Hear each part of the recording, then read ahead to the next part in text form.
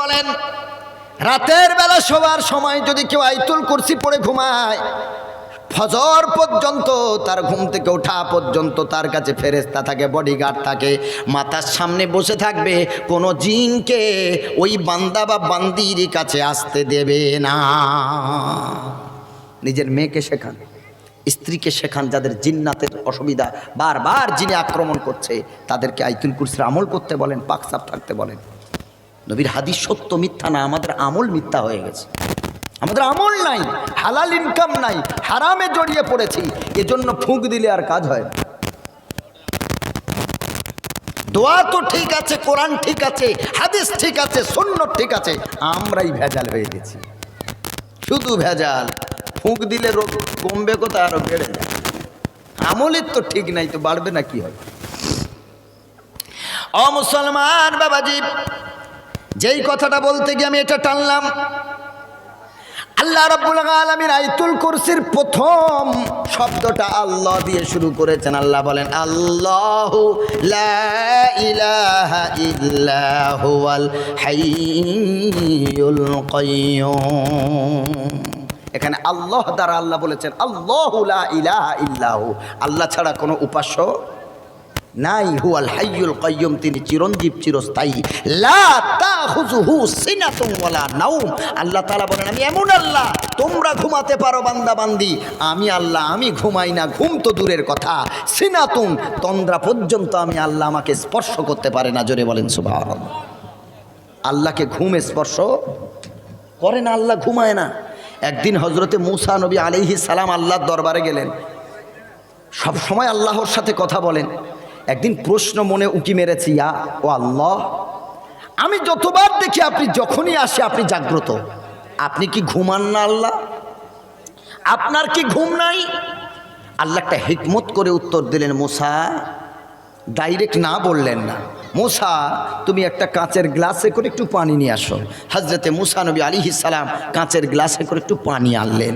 আল্লাহ রাখতেও বলেন না, পান করতেও বলেন না। এই কারণে হযরতে মূসা নবী আলাইহিস সালাম চুপ করে দাঁড়িয়ে আছেন। দীর্ঘক্ষণ সময় অতিবাহিত হয়ে গেল। লং টাইম অতিবাহিত হওয়ার পর কতক্ষণ আর দাঁড়িয়ে থাকবে কাচের গ্লাসে পানি নিয়ে? দাঁড়িয়ে থাকতে থাকতে একটা সময় দুটো চোখ লেগে গেছে, ঘুম চলে এসেছে, তন্দ্রা চলে এসেছে। আমরা জানি মানুষ যখন ঘুমিয়ে পড়ে তার তখন নার্ভলেস হয়ে যায়, তখন তার শরীরে আর কোনো ক্ষমতা থাকে না, কারণ মৃত্যুর ভাই হলো ঘুম। ও মুসলমান বাবাজি, এই জন্য করে হযরতে মূসা নবী আলাইহিস সালামের যখন চোখে একটু ঘুম এসে গেল, হাতের ক্ষমতা চলে গেল, আর গ্লাস ধারণ ক্ষমতা আর রইল না। ঘুম চলে আসার সাথে সাথে হাত থেকে কাঁচের গ্লাসটা পড়ে ভেঙে চৌচির হয়ে গেল। এখন আল্লাহ পানও করতে বলেননি, রাখতেও বলেননি, আল্লাহ দাঁড়িয়ে থাকতে বলেছেন। গ্লাসটা ধরে, আল্লাহর হুকুম, গ্লাস ধরে দাঁড়িয়ে থাকতে বলেছেন, কিন্তু গ্লাসে পড়ে ভেঙে গেছে। মনটা বড় খারাপ। মূসা নবী আলাইহিস সালামের মুখটা নিচু হয়ে গেল, লজ্জায় মুখ মলিন হয়ে গেল। এরপর আল্লাহ তাআলা বলছেন, মূসা এখনো কি উত্তর পেয়েছো? না আমি আল্লাহ আমাকে ক্লিয়ার করতে হবে? সুবহানাল্লাহ পড়ে। উত্তর পেয়েছো মূসা? আল্লাহ রাব্বুল আলামিন বলেন, মূসা এক সেকেন্ড ঘুমের কারণে যদি তোমার হাতের গ্লাস তুমি রক্ষা না করতে পারো মূসা, আমি আল্লাহ রাব্বুল আলামিন আসমান আর জমিনের একচ্ছত্র মালিক, সব পরিচালনার ক্ষমতা আমি আল্লাহ আমার, আমি আল্লাহ এর পরিচালক। এ মূসা, এক গ্লাস পানি এক সেকেন্ড ঘুমের কারণে ভেঙে চৌচির হয়ে গেল, আমি আল্লাহ যদি এক সেকেন্ড ঘুমিয়ে যাই আসমান জমিন ভেঙে চৌচির হয়ে যাবে, পৃথিবীর সব সৃষ্টিজীব না খেতে পেয়ে মারা যাবে রে মূসা। জোরে বলেন না সুবহানাল্লাহ। আমাদের শান্তির লেগে আল্লাহ ঘুমান না। আল্লাহ যদি ঘুমিয়ে যেতেন আমরা শেষ হয়ে যেতাম। এ কারণে মহান আল্লাহর ঘুম নাই। জোরে বলেন সুবহানাল্লাহ। আমি আগেই বলেছিলাম আয়াতুল কুরসির ব্যাপারে যেহেতু এসেছে, আর একটা কথা বলে দিয়ে এর ফাঁকে, আয়াতুল কুরসির প্রথম জাত আছে আল্লাহু লা ইলাহা ইল্লা হুয়াল হাইয়ুল কাইয়্যুম। এই আয়াতটা হলো আপনার ইসমে আজম, জোরে বলেন সুবহানাল্লাহ। এই জীবনে শুনেছেন ইসমে আজম বলে কিছু একটা পরিভাষা আছে? শুনেছেন তো দাদু ভাইরা যে দোয়া ইসমে আজম আছে এরকম? নবীজির হাদিসটা শোনেন। নবীজি হাদিস বলছেন সাল্লাল্লাহু আলাইহি ওয়াসাল্লাম, নবীজি বলেন কোরআনের 3 জায়গায় ইসমে আজম আছে। ক জায়গায় বলেন? 3 জায়গায়। তার নাম্বার 1 আয়াতুল কুরসির প্রথম আয়াত, আল্লাহু লা ইলাহা ইল্লা হুয়াল হাইয়ুল কাইয়্যুম। নাম্বার 2 সূরা আল ইমরানের প্রথম আয়াত, ওখানেও একই আয়াত, আলিফ লাম মিম আল্লাহু লা ইলাহা ইল্লা হুয়াল হাইয়ুল কাইয়্যুম। নাম্বার 3 15 পারায় সম্ভবত আল্লাহ তাআলা বলেন ওয়াগানাতিল উজুহু লিল হাইয়িল কাইয়্যুম। 15 হতে পারে অথবা 16, আমার সঠিক এখন মনে পড়ছে না। ওয়াগানাতিল উজুহু লিল হাইয়িল কাইয়্যুম, এই 3 জায়গায় হাইয়ুল শব্দ আছে, কাইয়্যুমও আছে। এই কারণে কোরআনের 3টে জায়গায় ইসমে আজম আছে। নবীজি বলেছেন এই ইসমে আজম দ্বারা যদি আল্লাহর কাছে কোনো বান্দা বান্দি কিছু চায়, কিছু মাগে, আল্লাহ তাকে না দিয়ে ফেরায় না। জোরে বলেন সুবহানাল্লাহ। চাইলেই পাওয়া যাবে। হাদিসে এক জায়গায় দোয়া ইসমে আজম আছে। একজন সাহাবী হাত তুলে দোয়া করছেন। আল্লাহর নবী বলেন, সাহাবী এটা জানলে কোথা থেকে? কি এটা তুমি কি জানো? দোয়া শেষ করার পরে নবীজি বললেন, সাহাবী রে, তুমি এমন একটা জিনিস দিয়ে আল্লাহর কাছে দোয়া চেয়েছো, তোমার দোয়া আল্লাহ কবুল না করে ফেরাবে না। দোয়া ইসমে আজমটা বলি শোনেন। আল্লাহর নবীর ওই সাহাবী হাত তুলে আল্লাহর কাছে দোয়া করছেন, আল্লাহুম্মা ইন্নী আসআলুকা বিআন্নাকা আনতাল্লাহ লা ইলাহা ইল্লা আনতাল আহাদুস সামাদুল্লাযী লাম ইয়ালিদ ওয়া লাম ইউলাদ ওয়া লাম ইয়াকুল লাহু কুফুওয়ান আহাদ। এটা হলো দোয়া ইসমে আজম। এই দোয়া দ্বারা আল্লাহর বান্দা যা চাইবে আল্লাহর কাছে, আল্লাহ তাকে সেটাই দান করবেন। জোরে বলেন সুবহানাল্লাহ। এগুলো মুখস্থ করবো ইনশাল্লাহ। পড়েন, একটু ঘুরিয়ে দেন, এতে আওয়াজ হচ্ছে। এগুলো মুখস্থ করবো ইনশাল্লাহ। যা চাইবেন, মেয়ের বিয়ে হয় না, দোয়া ইসমে আজম দিয়ে দোয়া করেন, কবুল হবে ইনশাল্লাহ। বহু বছর বিয়ে করেছেন, বাচ্চা কাচ্চা হয় না, সন্তান হয় না, ইসমে আজম দ্বারা আল্লাহর কাছে চান। শিরিক করবেন না। মাজারে গিয়ে চাদর চড়াবেন, মাজারে গিয়ে ফুল চড়াবেন, ওই পাথর বেঁধে আসবেন, শিরিক করবেন, আর শিরকি মানত করবেন, বাচ্চা হয় না বলে, সবগুলো শিরিক। এই গুনাহগুলো আল্লাহ বলেছেন জীবনে মাফ হয় না তওবা ছাড়া। সন্তান দেওয়ার মালিক কে? জোরে বলেন আল্লাহ। তাহলে শিরিক কেন করব আমরা? আল্লাহ রাব্বুল আলামিন বলেন, ইন্নাশ শিরকা লাযুলমুন আযীম। পৃথিবীতে যত অপরাধ আছে, যত গুনাহ আছে, শিরক হলো সব থেকে 1 নম্বরের গুনাহ, সব থেকে বড় গুনাহ শিরক। আবার আল্লাহ রাব্বুল আলামিন বলেন, ইন্নাল্লাহা লা ইয়াগফিরু আন ইউশরাকা বিহি ওয়া ইয়াগফিরু মা দুনা যালিকা লিমান ইয়াশা। আল্লাহ রাব্বুল আলামিন বলেন, পৃথিবীতে যত গুনাহ আছে আমি আল্লাহ চাইলে সব গুনাহ মাফ করে দিতে পারি, কিন্তু আমি আল্লাহ শিরকের গুনাহ মাফ করব না যতক্ষণ না তওবা না করবি। আল্লাহ তাআলা বলেন, লা ইয়াগফিরু আন ইউশরাকা বিহি। আল্লাহ তাআলা বলেন, আমার সাথে যারা শিরিক করবে, লা ইয়াগফিরু, আমি আল্লাহ তাদেরকে ক্ষমা দান করি না। ওয়া ইয়াগফিরু মা দুনা যালিক, এই শিরিক ছাড়া আর যত গুনাহ আছে আল্লাহ রাব্বুল আলামিন বলেন, ওয়া ইয়াগফিরু, আমি আল্লাহ সেগুলো সব ক্ষমা করে দিই। জোরে বলেন সুবহানাল্লাহ। রাত্রে আপনাদের এদিকে আছে কিনা জানি না, আমাদের বারুইপুর থানার অন্তর্গত সুভাষগ্রাম এলাকার কথা বলছি, আবার পারি পাথর প্রতিমা থানার অন্তর্গত বনশ্যামনগরের কথা বলছি, বিভিন্ন জায়গার কথা বলছি। রাত্রেবেলা দোকানে যদি ব্লেড কিনতে চান দেয় না, যদি সূচ কিনতে চান, সুই কিনতে চান দেয় না, যদি আপনি ঘুমচি কিনতে চান বা ডোর বা কার কিনতে চান, রাত্রেবেলা দেয় না।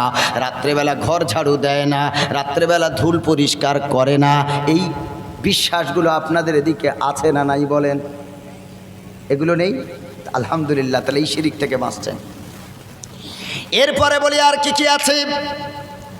ছেলের বিয়ে দিয়েছেন, মেয়ের পক্ষের কাছে দাবি ছেলের দাদির একটা শাড়ি, নারীর একটা শাড়ি, মায়ের একটা শাড়ি, এগুলো আছে নাকি? আলহামদুলিল্লাহ। এগুলো যত কলকাতার দিকে যাবেন এইগুলো শুধু শিরিক আর শিরিক, শুধু শিরিক। আল্লাহ মাফ করুক, জোরে বলেন আমিন।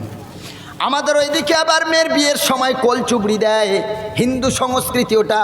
মেয়ের গায়ে হলুদের দিন কোলচুবড়ি দেয়, তাতে আয়না থাকে, চিরুনি থাকে, ছোট ডাব থাকে, ফেস পাউডার থাকে, মাথার তেল থাকে। আলহামদুলিল্লাহ, আশা করি আপনাদের এদিকে এগুলো নাই। এগুলো আমাদের কালচার না, ইসলামিক কালচার না। মেয়ের বাপেরা যদি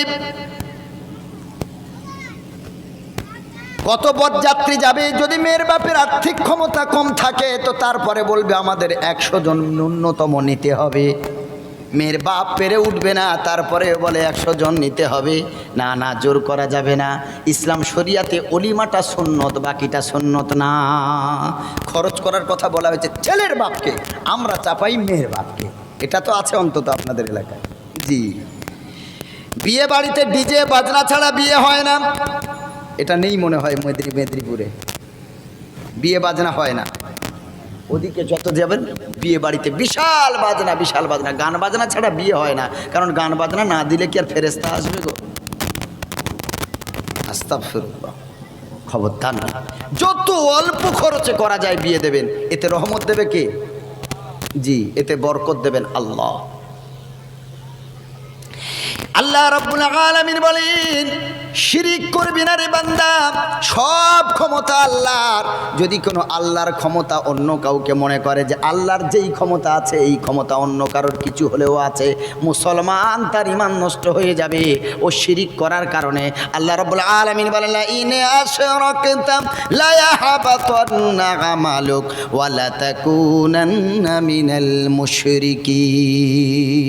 আল্লাহ তাআলা বলেন, লা ইন আশরাকতা, যারা শিরিক করলো, লা ইয়াহবাতান্না আমালুক, তার জীবনের যত ভালো আমল আছে, হজ বলুন, ফিতরা বলুন, সাদকা বলুন, যাকাত বলুন, আর 5 ওয়াক্ত নামাজ বলুন, রোজা বলুন, মা বাবার খেদমত বলুন, পৃথিবীতে যত ভালো আমল আছে আল্লাহ তাআলা বলেন লা ইয়াহবাতান্না আমালুক, তার শিরিক করার কারণে সব আমল নষ্ট হয়ে যাবে। নাউজুবিল্লাহ বলেন, সব আমল নষ্ট। ওয়ালা তাকুনান্না মিনাল মুশরিকিন, আর মুশরিকদের অন্তর্ভুক্ত হয়ে যাবে। ভাইরা আমার, আল্লাহ রাব্বুল আলামিন বলেন, বান্দারে আমার সাথে শিরিক করবি না, যা চাওয়ার আমি আল্লাহ আমার কাছে চা। কোরআন মাজিদের ভিতরে আল্লাহ রাব্বুল আলামিন বলেন 24 নম্বর পারায়, উদউনি আস্তাজিব লাকুম, বান্দা আমার কাছে চা। আল্লাহ বলেন, আমার বান্দা যখন আমার কাছে চায়, আমার কাছে হাত তোলে, আমার কাছে মাঙে, আল্লাহ বলেন আস্তাজিব লাকুম, তার দেওয়াটা আমি আল্লাহ আমার জন্য জরুরি হয়ে যায়। সুবহানাল্লাহ, আল্লাহ ফেরায় না। আল্লাহর কাছে যা চাইবেন, আল্লাহ বলেন আমার বান্দা যখন চাইবে তার দেওয়াটা আমি আল্লাহ আমার উপরে বাধ্যতামূলক হয়ে যায়। সুবহানাল্লাহ। আবার আল্লাহ রাব্বুল আলামিন অন্যত্রে বলেন, ওয়া ইযা সাআলাকা ইবাদি আন্নী ফাইন্নী করিব উজিবু দাওয়াতাদ দাঈ ইযা দাআন।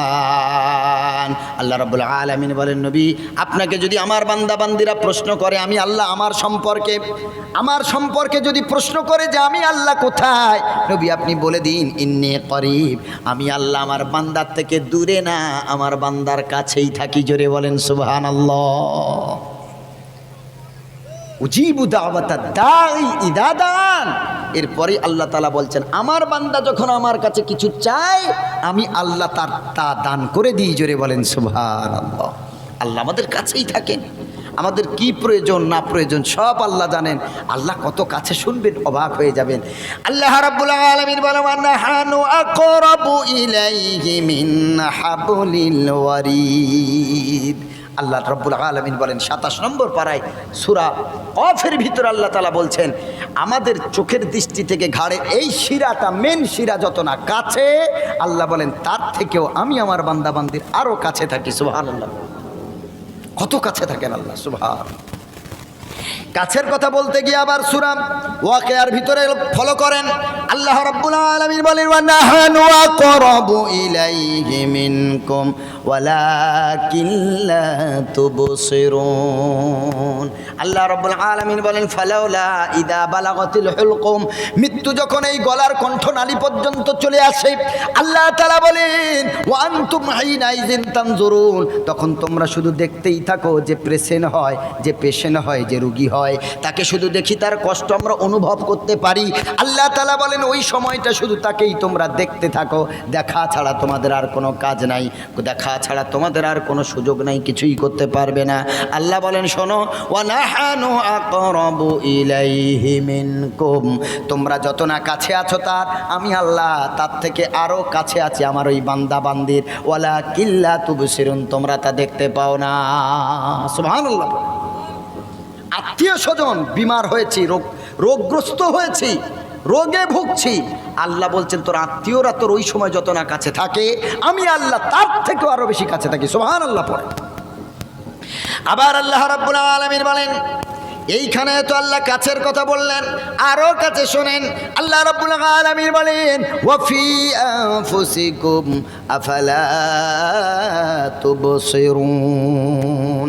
কাছে কাছে বলতে বলতে আল্লাহ রাব্বুল আলামিন বলেন, এখন আমি আল্লাহ তোমার হৃদয়ে আছি, আমি আল্লাহ তোমার নফসে আছি, আমি আল্লাহ তোমার অন্তরে আছি, আমি আল্লাহ তোমার হার্টে আছি। জোরে বলেন সুবহানাল্লাহ। আল্লাহ তাআলা বলেন, ওয়া ফি আনফুসিকুম আফালা তুবসিরুন, আমি তোমার অন্তরে আছি, তুমি দেখতে পাও না, কিন্তু আমি আল্লাহ আছি, আমি তোমার ছেড়ে কোথায় যাইনি। সুবহানাল্লাহ পড়ে। ও ভাইয়ের আমার, আল্লাহ রাব্বুল আলামিন এত ভালোবাসেন পৃথিবীর আমাদের দেশের প্রধানমন্ত্রী বলুন আর মুখ্যমন্ত্রী বলুন, কখনো কি আপনাদের কারো বাড়ি এসে খবর নিয়েছে? কি গো, মুখ্যমন্ত্রী বা প্রধানমন্ত্রী আপনাদের বাড়ি এসে এসে খবর নিয়েছে? খেতে পাচ্ছেন কি পাচ্ছেন না, কষ্টে আছেন না ভালো আছেন, জীবনে খবর নিয়েছে? আমি আপনি যদি মনে করি ভারতের সাধারণ নাগরিক যে নবান্নতে গিয়ে দিদির সাথে মোলাকাত করব, দেখা করব, আমাদেরকে দেখা করতে দেবে? কথা বলেন, একটু জোরে আওয়াজ দেন। দেখা করতে দেবে? ওখানে সিকিউরিটি গার্ড আছে, কে আমি আপনি কোন লেভেলের, অনুমতি আছে কিনা? সরাসরি দেখার কোনো সুযোগ নাই, কথা বলার সুযোগ নাই। যদি কেউ বলে আমি প্রধানমন্ত্রীর সাথে কথা বলবো, দেখা করবো, আমাদের মতো জনসাধারণ যদি বলে, কখনো সম্ভব? কখনো সম্ভব না। কিন্তু যিনি সব থেকে বড় প্রধানমন্ত্রী, যিনি মালিক ইয়াউমিদ্দিন, সেই আল্লাহ তাআলা রসুল বলছেন, বান্দা যখন নামাজে দাঁড়িয়ে যায় আল্লাহ নিজে বান্দার কাছে হাজির হয়। জোরে বলেন সুবহানাল্লাহ। আল্লাহ নিজে হাজির হয় আরশে মুআল্লা থেকে, আল্লাহ ডাইরেক্ট নামাজের বান্দা যখন নামাজে দাঁড়ায় তার সামনে চলে আসে। সুবহানাল্লাহ। আল্লাহ রাব্বুল আলামিনের রাসূল বলেন, বান্দা যখন নামাজে দাঁড়ায়, বান্দা যখন নামাজ পড়ে, আলহামদুলিল্লাহি রাব্বিল আলামিন যখন পড়ে, আল্লাহ তখন বলতে থাকে, হামিদানি আবদি, ওরে আমার ফেরেশতারা দেখো, যেই বান্দাদেরকে তোমরা তৈরি করতে নিষেধ করেছিলে, আমার ওই বান্দারা নামাজের নিয়ত বেঁধে আসামির মতো দাঁড়িয়ে দাঁড়িয়ে আমার প্রশংসা করছে। জোরে বলেন সুবহানাল্লাহ। মাজ্জাদানি আবদি আসনা আলাইয়া আবদি। আল্লাহ তাআলা বান্দা এক একটা আর রহমানির রহিম মালিক ইয়াউমিদ্দিন এক একটা আয়াত পড়ি আর তার উত্তর দেন আল্লাহ স্বয়ং। জোরে বলেন সুবহানাল্লাহ। কি আশ্চর্য কথা, আল্লাহ আমাদের সাথে কথা বলেন, আমরা দেখতে পাই না, কিন্তু আল্লাহ আমাদের সাথে কথা বলেন। সোনার বাবাজিরা, আমার দাদু ভাই, যুবকেরা, যেই কথাটা বলতে গিয়ে এত দূর, এইখানে আবার আমি ফিরে আসব। আল্লাহ রাব্বুল আলামিনের নামের হিকমত দেখেন। আমি প্রথমে বলেছিলাম যে অন্যান্য যত নাম আছে যদি একটা অক্ষর বাদ দিয়ে দেন নামের অর্থ আর থাকে না, কিন্তু আল্লাহর নাম আলিফ যদি বাদ দিয়ে দেন, আকার যদি বাদ দিয়ে দেন, আমার আল্লাহ বলেন আল্লাহ দ্বারাও আমি আল্লাহ আমাকে বোঝাই। আবার আলিফ ছেড়ে দেন, লাম লামাহা, ডবল লয়াকারাহা, আরবিতে ডবল লাম আর হা এক জায়গায় হলে তাকে বলা হয় লিল্লাহ। কি বলা হয়? লিল্লাহ। যারা কোরআন মাজিদ পড়েন জানেন অনেক জায়গায় লিল্লাহ দ্বারাও পড়া আছে। ওই যে আলহামদু পড়েন, আমরা কি পড়ি? আলহামদু লিল্লাহি, পড়ি না? পড়ি না? আলহামদু সমস্ত প্রশংসা লিল্লাহ, আল্লাহর জন্য। সুবহানাল্লাহ পড়েন। তাহলে আল্লাহ মানেও আল্লাহ, লিল্লাহ মানেও কি? জোরে বলেন না, লিল্লাহ মানেও কি? আল্লাহ।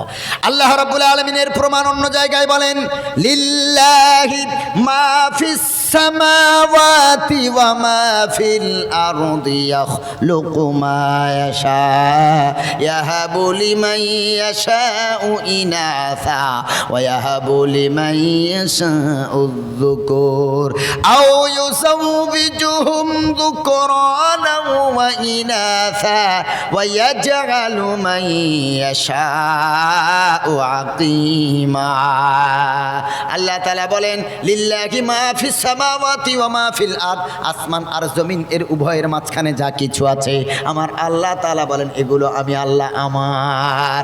এখানে আল্লাহ তাআলা লিল্লাহ বলেছেন, লিল্লাহ মানেও হলো আল্লাহর। জোরে বলেন সুবহানাল্লাহ। আল্লাহ মানেও আল্লাহ, এক অক্ষর বাদ দিয়ে লিল্লাহ মানেও আল্লাহ। দুটো ল আছে বা দুটো লাম আছে বা দুটো এল আছে, একটা এল বাদ দেন, একটা ল বাদ দেন, একটা লাম বাদ দেন, আর পড়ে থাকবে কটা? দুটো। লয়াকার হয় হর্ষৌ লাহু, লাম জাবার আর হাফেশ লাহু। তাহলে লাহু মানেও আল্লাহ। জোরে বলেন সুবহানাল্লাহ। কটা ভাঙবেন? আল্লাহর নামের নাম নিয়ে গবেষণা করুন, শুধু আল্লাহ শব্দটা নিয়ে বিশ্লেষণ করি, বুঝতে পারবো যে আমাদের আল্লাহর ক্ষমতা কত। কেন এই আল্লাহ নামটা এত সেরা, এত শ্রেষ্ঠ? আল্লাহ নামটা কেন এত প্রিয়? একটু তো চিন্তা ভাবনা করতে হবে। আকার বাদ দিলেন, আলিফ বাদ দিলেন আল্লাহ, লাম বাদ দিলেন লিল্লাহ, তারপরেও আল্লাহ। আবার একটা লাম বাদ দেন লাহু, আল্লাহ তাআলা বলেন লাহু মা ফিস সামাওয়াতি ওয়া মা ফিল আরদ। আল্লাহ বলে আসমান জমিনের মালিক আমি আল্লাহ। এখানে লাহু দ্বারা আল্লাহকেই বোঝানো হয়েছে। এবার আরও একটা লাম বাদ দেন, শুধু হ পড়ে আছে বা হা পড়ে আছে, একটা মাত্র অক্ষর, একটা। আমি আগেই বলেছিলাম একটা অক্ষরের শুধু অর্থ কেউ করতে পারে না, কিন্তু আল্লাহ বলছেন এক অক্ষর থেকেও আমি আল্লাহ আমাকেই বোঝাই। সুবহানাল্লাহ পড়ে একটা অক্ষর, সব বাদ দেন, তিনটা অক্ষর শুধু হ পড়ে আছে, হয় হর্ষ হুটা পড়ে আছে। ভাইয়ের আমার, হু থেকেও আল্লাহ। আল্লাহ নিজেই বলেন, সূরা হাসর খোলেন 28 নম্বর পারায়, সূরা হাসরের ভিতর আল্লাহ তাআলা বলেন হুয়াল্লাহুল্লাযী লা ইলাহা ইল্লা হুয়া আলিমুল গায়বি ওয়াশ শাহাদা হুয়ার রহমানুর রহিম। সুবহানাল্লাহ পড়েন, শুধু এক অক্ষরে হুয়াল্লাহুল্লাযী লা ইলাহা ইল্লা হু, আল্লাহ ছাড়া আর কোনো উপাস্য নাই। আলিমুল গায়বি ওয়াশ শাহাদা, যিনি অদৃশ্যের খবর রাখেন এবং দেখতেও পান, তিনিই হলেন আল্লাহ। এখানে শুধু হু দ্বারা আল্লাহকে বোঝানো হয়েছে। সুবহানাল্লাহ পড়েন। তাহলে আল্লাহ শব্দের কোনটা বাদ দেবেন? আপনি যেটাই বাদ দেবেন আল্লাহর অস্তিত্ব থাকবে। সুবহানাল্লাহ পড়েন। সারা পৃথিবী ধ্বংস হয়ে যাবে, ফেরেশতারা মারা যাবে, শয়তান মারা যাবে, পৃথিবী আসমান জমিন সব ধূলিসাৎ হয়ে যাবে, কিন্তু আল্লাহ থাকবে না? থাকবে না? আল্লাহ থাকবে না? থাকবে না? আল্লাহর কোনো শেষ নাই। আল্লাহ তাআলা বলেন কুল্লু মান আলাইহা ফানিউ ওয়া ইয়াবকা ওয়াজহু রাব্বিকা যিল জালালি ওয়াল ইকরাম। সূরা রহমানের ভিতরে আল্লাহ তাআলা বলেন কুল্লু মান আলাইহা ফান, আসমান জমিনে যা কিছু আছে, আসমান জমিন সহ সব ভেঙে চৌচির হয়ে যাবে, সব শেষ হয়ে যাবে, সব জীবকুল মারা যাবে, জ্বর সব মারা যাবে, সব ভেঙে চৌচির হয়ে যাবে। ইদাশ শামসু কুবিরাত ওয়া ইদান নুজুমুন কাদারাত ওয়া ইদাল জিবালু সুইরাত ওয়া ইদাল ইশারু উত্তিলাত ওয়া ইদাল বুহুশু হুশিরাত ওয়া ইদাস সামাউ কুশিতাত। আল্লাহ রাব্বুল আলামিন বলেন কিয়ামতের সময় সূর্য তার আলো হারিয়ে ফেলবে, নক্ষত্ররাজিগুলো ভেঙে চৌচির হয়ে বিক্ষিপ্ত রূপে পড়ে যাবে, আর পাহাড় পর্বতগুলো সব রেজা রেজা হয়ে যাবে, ভেঙে চৌচির হয়ে যাবে।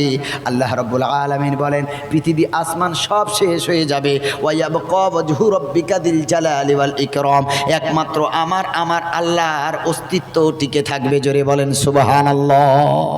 সব শেষ হয়ে যাবে, আল্লাহর শেষ।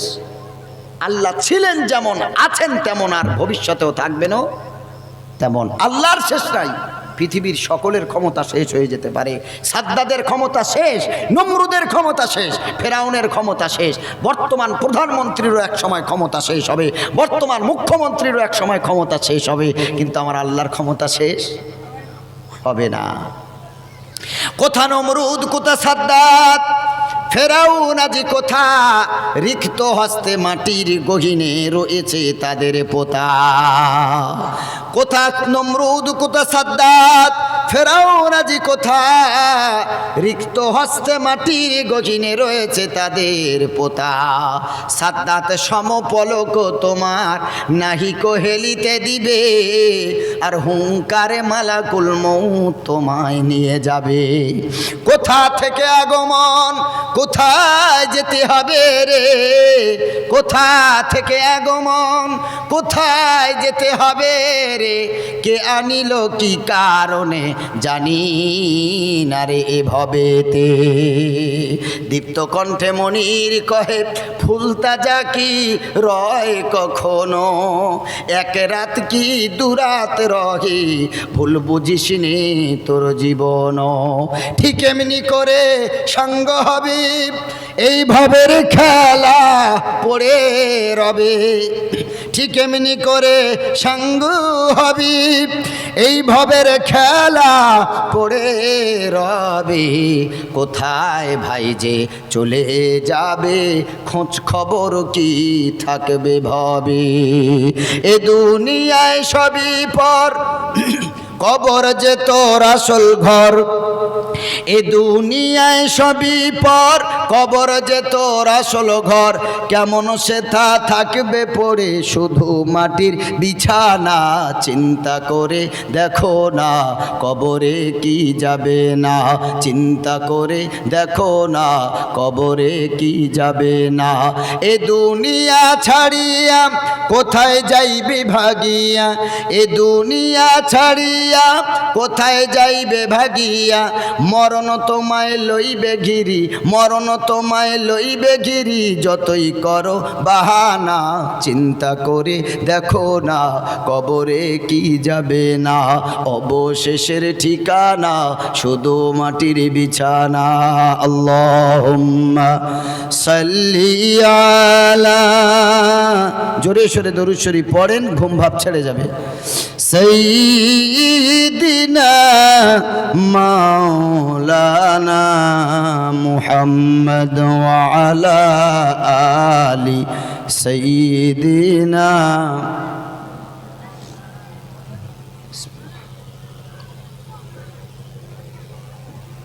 আচ্ছা মাগো বলো দেখি রাত্রি কেন কালো, আর সুরজি মামা কোথা থেকে পেল এত আলো।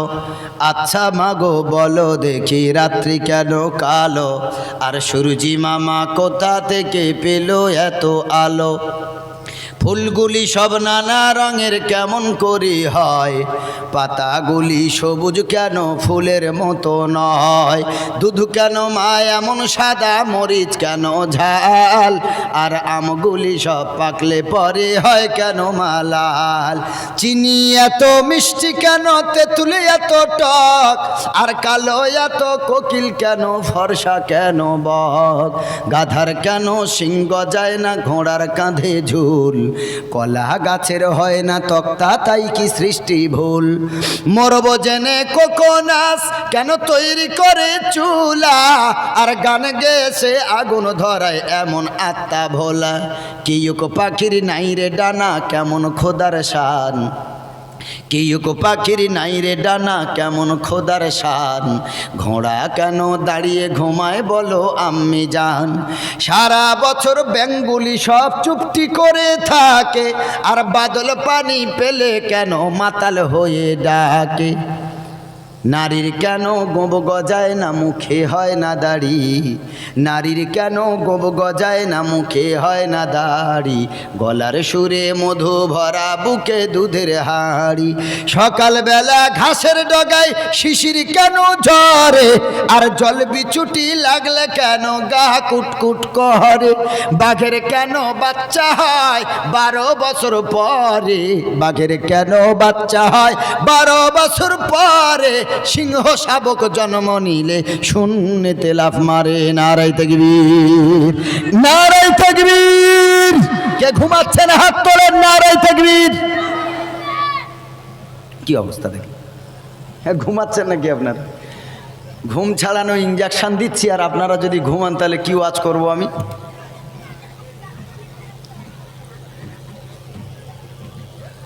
ট্রেনে বিক্রি হচ্ছে রুটি তরকারি, আর এ সারা রাত না খেয়ে পেট ভরা ক্ষুধা ফার্স্ট ট্রেনে যাবে মাল আনতে, এসে আবার বিক্রি করবে, ব্যবসা করবে। ও হকারের রুটি তরকারি শুনে জানালার সামনে বসে আছে, ফুরফুরে হাওয়া, একটু ঘুম ঘুম পাচ্ছে, খিদেও লেগেছে খুব। আচ্ছা এ ভাই এদিকে আয়। ও রুটিওয়ালা রুটির ঝাঁকা নিয়ে তরকারি এনে সামনে হাজির, বলে কি আছে, সব খোল। খোলার পর পেট ভরা ক্ষুধা, খাওয়া তো এক এক মানুষ খুব খায়, যা রুটি তরকারি ছিল বিসমিল্লাহ আউযুবিল্লাহ সহ সব শুরু করেছে। খেতে খেতে খেতে খেতে সব শেষ। আর এ রুটিওয়ালা এ চিন্তা করছে, আল্লাহ এইরকম একটা কাস্টমার যদি প্রতিদিন হয় তো আমার 1-1.5 ঘন্টা 2 ঘন্টা রুটি তরকারি নিয়ে হাঁকতে হয় না, কষ্ট করতে হয় না। আল্লাহ তুমি মেলানেওয়ালা মালিক। ওর মাথায় শুধু হাত বোলাচ্ছে, বাবা পানি এনে দেবো, শরবত আনবো, কি খাবে বলো, তুমি আমার মাল খাচ্ছ, তোমার জন্য আমি এইটুকু করতে পারি। তোমার বউ বাচ্চা ভালো থাক, পরিবার ভালো থাক, রুজি রোজগারে বরকত দিক, দোয়া যা ছিল সব দিচ্ছে। এ মনে মনে করছে, আল্লাহ সরকারি ট্রেনে এইরকম হকার তো আমি চাচ্ছিলাম, জীবনে দেখিনি। খাওয়াচ্ছে আবার দোয়াও দিচ্ছে। আল্লাহ রুটি তরকারি সব শেষ খাওয়া, হাতটা ধুয়ে নিয়ে আবার যখন ঘুমাতে যাচ্ছে, এবার রুটিওয়ালা বলছে, ও ভাই টাকা দাও। ও এবার চশমাটা খুলে চোখ বড় বড় করে বলছে, কি টাকা মানে? আমি জানি ট্রেনও সরকারি, খাবারও সরকারি। সরকারি মানে আমি কষ্ট করে আমার বউকে সেই রাত 2টোর সময় তুলে রুটিগুলো তৈরি করিয়েছি, তরকারি ঘুগনি সব করিয়েছি, এখন তোমার কি নাটক দেখাচ্ছ তুমি এখানে? আগে টাকা বার করো। বলে তুই তো বললি রুটি সরকারি, তা সরকারি জিনিসের আবার টাকা লাগে নাকি? বলল, কি আশ্চর্য, লা হাওলা ওয়ালা কুওয়াতা ইল্লা বিল্লাহ, আমি রুটি সরকারি বলেছি না রুটি তরকারি বলেছি?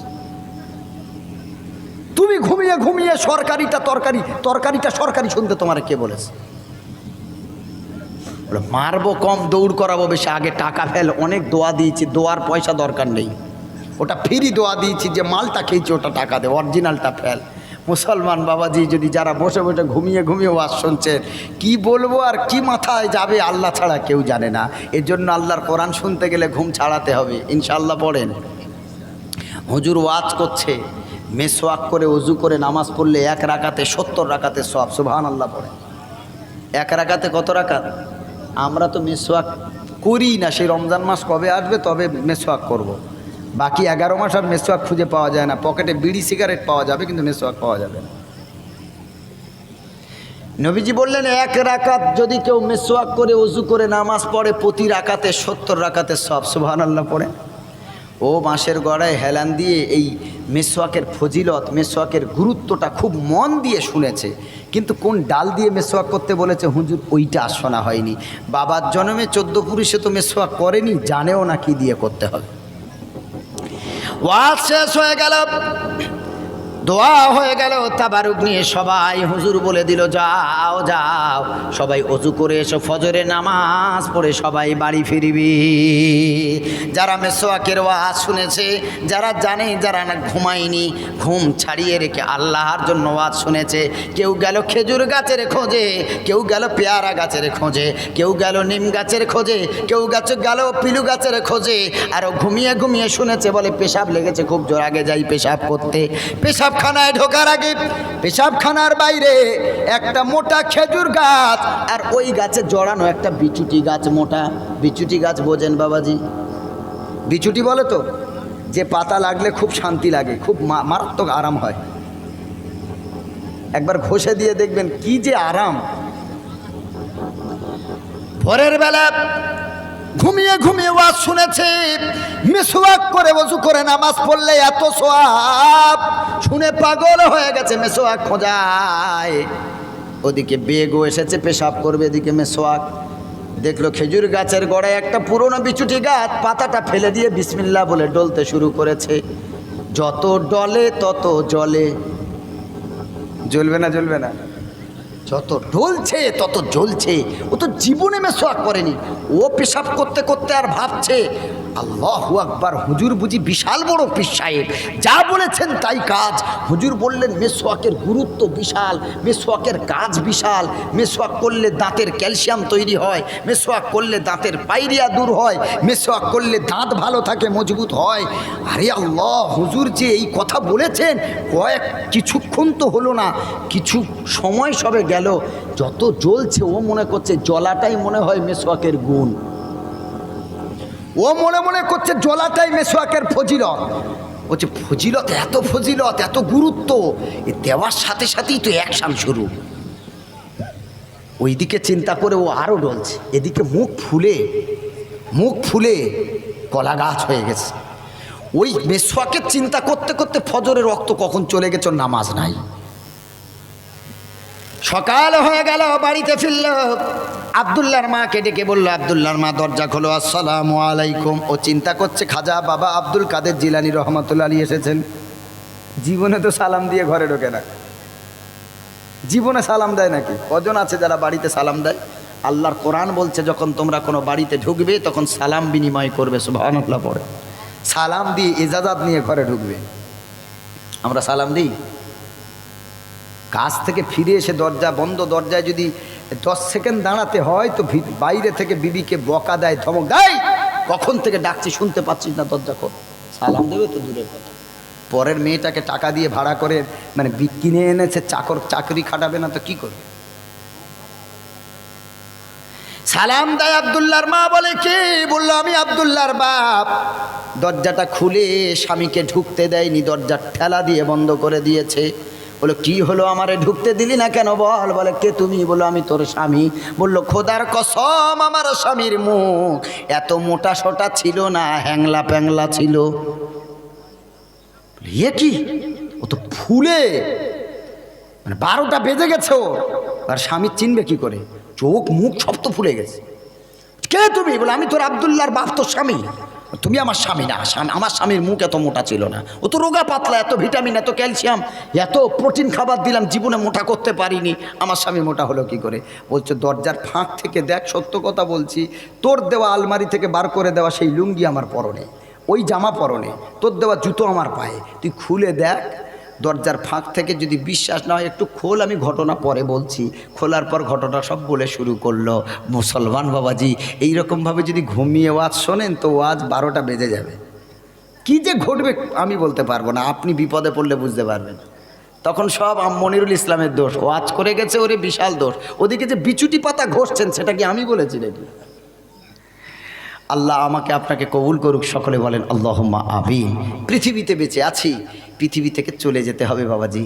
এই পৃথিবীটা আমাদের জন্য চিরস্থায়ী না, এটা ক্ষণস্থায়ী। কারণ আমাদের অনেকের পূর্বপুরুষ কতজন চলে গেছে, কারোর দাদু, কারোর দাদি, কারোর নানা, কারোর নানি, তারা ওই খাটিয়াতে উঠে তারাও কবরস্থানে চলে গেছে। ওই খাটিয়াতে আমাদেরকেও উঠে চলে যেতে হবে, ওই গাড়িতে সবাইকেই উঠতে হবে। এই চিন্তা করে আমাদেরকে ঈমান আমল ঠিক রাখতে হবে। আজকে যারা বসে ওয়াজ শুনছেন, আগামী বছর জলসায় সবাই বসবে এরকম কোনো কথা আছে? গত বছর যারা এখানে বসে জলসা শুনেছেন, গত বছর হয়েছিল? জি। ক বছর হচ্ছে এটা? কয়েক বছর। তাহলে ইতিপূর্বে বিগত বছরগুলোতে যারা যারা ওয়াজ শুনেছিলেন, পাশাপাশি আপনারা অনেকেই হয়তো বসেছিলেন, তারা সবাই কি এখনো বেঁচে আছে না কিছুজন কবরে চলে গেছে? যায়নি বাবাজি? কত মানুষ কবরে চলে গেছে। আবার এবছর যাদের মুখ আমি দেখছি, আগামী বছর যে হুজুর আসবেন সব মুখগুলো হয়তো নাও পেতে পারে। কত দাদু ভাই, কত যুবক কবরের বাসিন্দা হয়ে যাবে। সুতরাং জীবনের গ্যারান্টি নাই, কেউ বলতে পারে না যে আজকের রাতটা আমি ঠিকভাবে বাঁচব কিনা। কত বক্তা ওয়াজ করতে করতে, এই মাইকে ওয়াজ করতে করতেই শেষ হার্ট অ্যাটাক করে। কত মানুষ ওয়াজ শুনে রাত্রেবেলা শুয়েছে, সকালে সূর্য ওঠাটাও দেখতে পাইনি। এজন্য চলে যেতেই হবে, যাব না বলার কোনো সুযোগ নাই। এজন্য মৃত্যুর আগে আগেই দুনিয়াতে আমাদের আমলটা ঠিক করতে হবে। আর পৃথিবীতে যদি ভয় করতে হয়, আল্লাহকে ভয় করব আর মৃত্যুকে ভয় করব, ইনশাআল্লাহ। পড়েন, মৃত্যুর ভয় যদি কারোর ভিতরে থাকে তার দ্বারাই গোনাহ হতে পারে?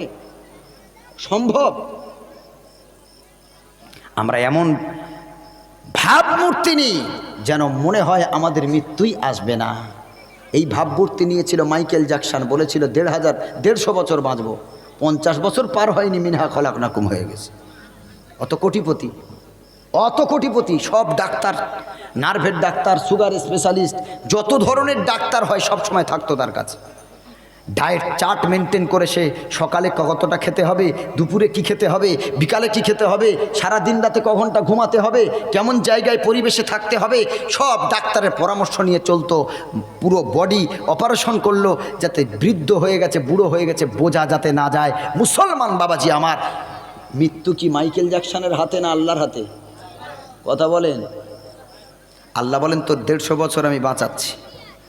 সব ডাক্তাররা সামনে, দুপুরে খেয়ে বাবজি ঘুমাচ্ছে, বাবজির ভিতরে কখন পাবজি হয়ে গেছে নিজেই বুঝতে পারে।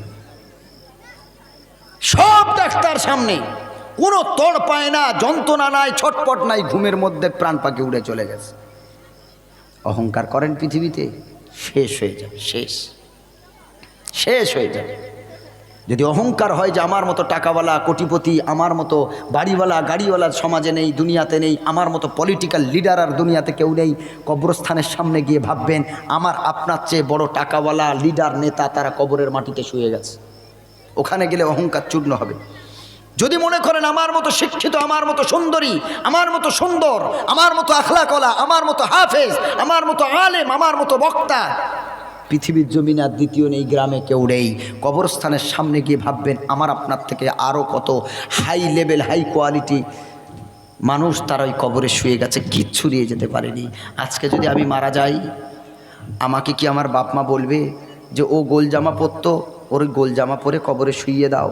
ও হাতে ঘড়ি পরতো, ওর ঘড়িটা শখের ঘড়ি ওর কবরে দাও, ওর হাতে বাঁধা অবস্থায় কবরে শুইয়ে দাও, ওর চশমা রাখা অবস্থায় কবরে শুইয়ে দাও, ওর পাকড়ি রাখা অবস্থায় কবরে শোয়াও? কেউ বলবে বাবাজি?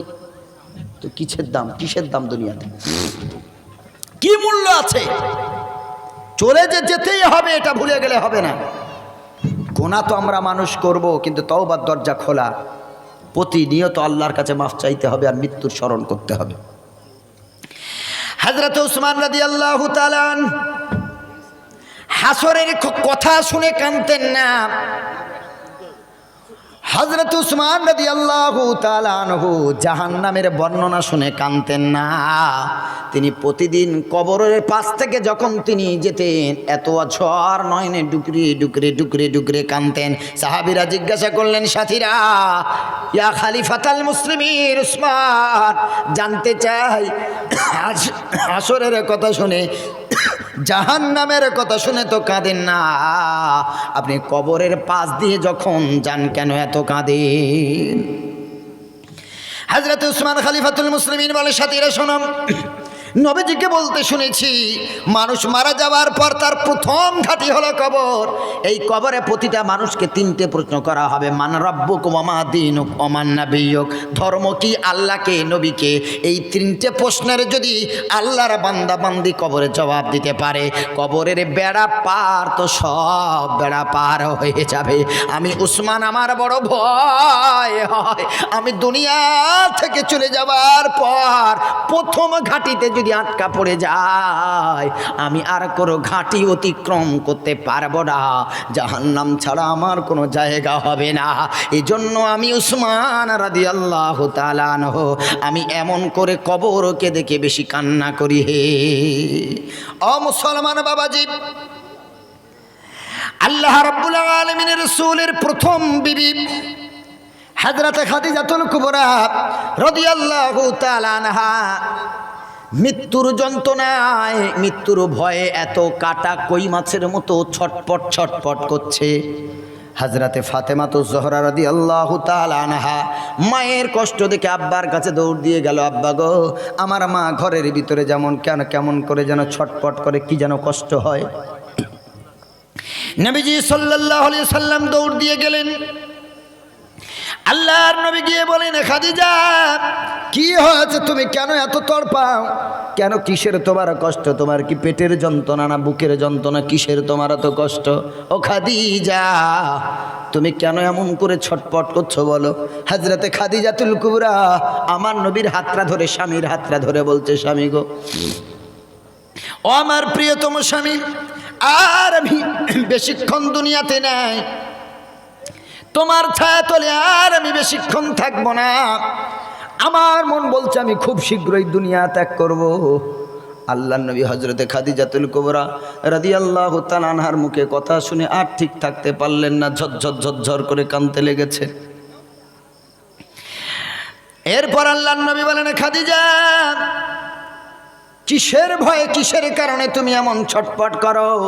হযরতে খাদিজাতুল কুবরা রাদিয়াল্লাহু তাআলা আনহা বলেন, ইয়া রাসূলুল্লাহ, ও আমার প্রিয়তম স্বামী, আমি জানি মারা যাব, মৃত্যুটা আমার ভয় না, আমার ভয় মরণের পরে কবরটা আমার সাথে কি ব্যবহার করবে এই ভয় লাগে। আপনি তো বলেছেন যদি বেঈমান হয়ে কবরে যদি কেউ যায়, কবরের মাটির দুই দিকের চাপ এমন ভাবে চেপে ধরবি, বান্দা বান্দির এক পাজরের হাড় আর এক পাজরের ভিতরে ঢুকে যাবে। ইয়া রাসূলুল্লাহ, প্রিয়তম স্বামী, আপনি তো বলেছেন কবরে যদি সওয়াব না নিয়ে যায়, আমল ভালো করে যদি না নিয়ে যেতে পারে, আপনি তো বলেছেন কবরে এক একটা বিচ্ছু হবে, এক একটা বিচ্ছু হবে আরবের বড় বড় ওই আপনার ভেড়ার মতো। ওই বিচ্ছু এত দংশন করবে, এত কামড়াবে, এত কষ্ট হবে, কি করে সহ্য করব?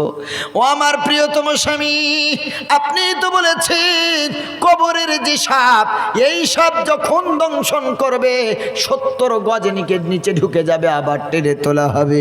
আপনি তো বলেছেন যারা কাফের হবে, বেঈমান হবে, তাদের পানির তৃষ্ণায় ঠোঁট শুকিয়ে যাবে, গলা শুকিয়ে যাবে। আল্লাহ রাব্বুল আলামিন বলেন কিয়ামতের দিন জাহান্নামীরা, পাপিষ্ঠরা আল্লাহর ফেরেশতাকে ডেকে বলবি, আল্লাহ একটুখানি কিছু পানির ব্যবস্থা করে দিন, একটুখানি কিছু পান করার ব্যবস্থা করে দিন, গলা শুকিয়ে গেছে, ঠোঁট শুকিয়ে গেছে। আল্লাহ তাআলা বলেন লা ইয়াযুকুনা ফিহা বারদান ওয়ালা শারাবান ইল্লা হামিমান ওয়া গাসসাকা।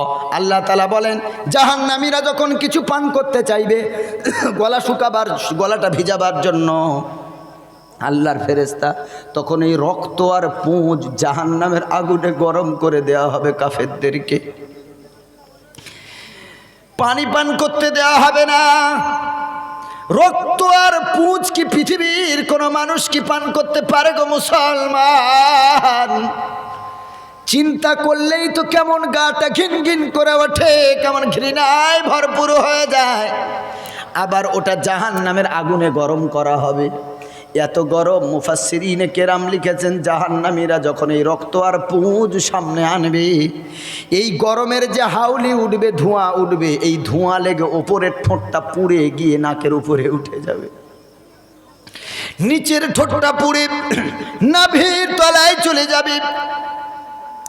এরপরেরও জাহান্নামীদের এত তৃষ্ণা বেড়ে যাবে পানির, এই রক্ত আর পুঁজ, গরম রক্ত পুঁজ তারা ঢক ঢক করে পান করবে, এত গরম হবে। হাদিসের ভিতরে আছে পেটের নাড়ি ভুড়িগুলো সব গলে গলে পায়খানা রাস্তা থেকে বার হয়ে যাবে।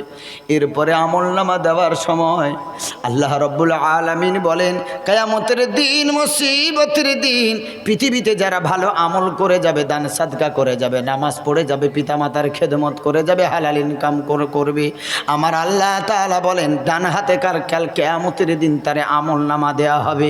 ফাসাউফা ইউহাসাবু হিসাবান ইয়াসীরা, ডান হাতে আমলনামা দেওয়া হবে তার হিসাব নিকাশটা সহজ হওয়ার জন্য। কিন্তু যারা আমল ভালো করে যেতে পারবে না, আল্লাহ রাব্বুল আলামিন বলেন এই বুকের মাঝখান থেকে তার বুকটা ফাটিয়ে দেওয়া হবে, চিরে দেওয়া হবে। ওরে মুসলমান, আয়াতগুলো যখন পড়ি মনের ভিতরে বড় কষ্ট হয়।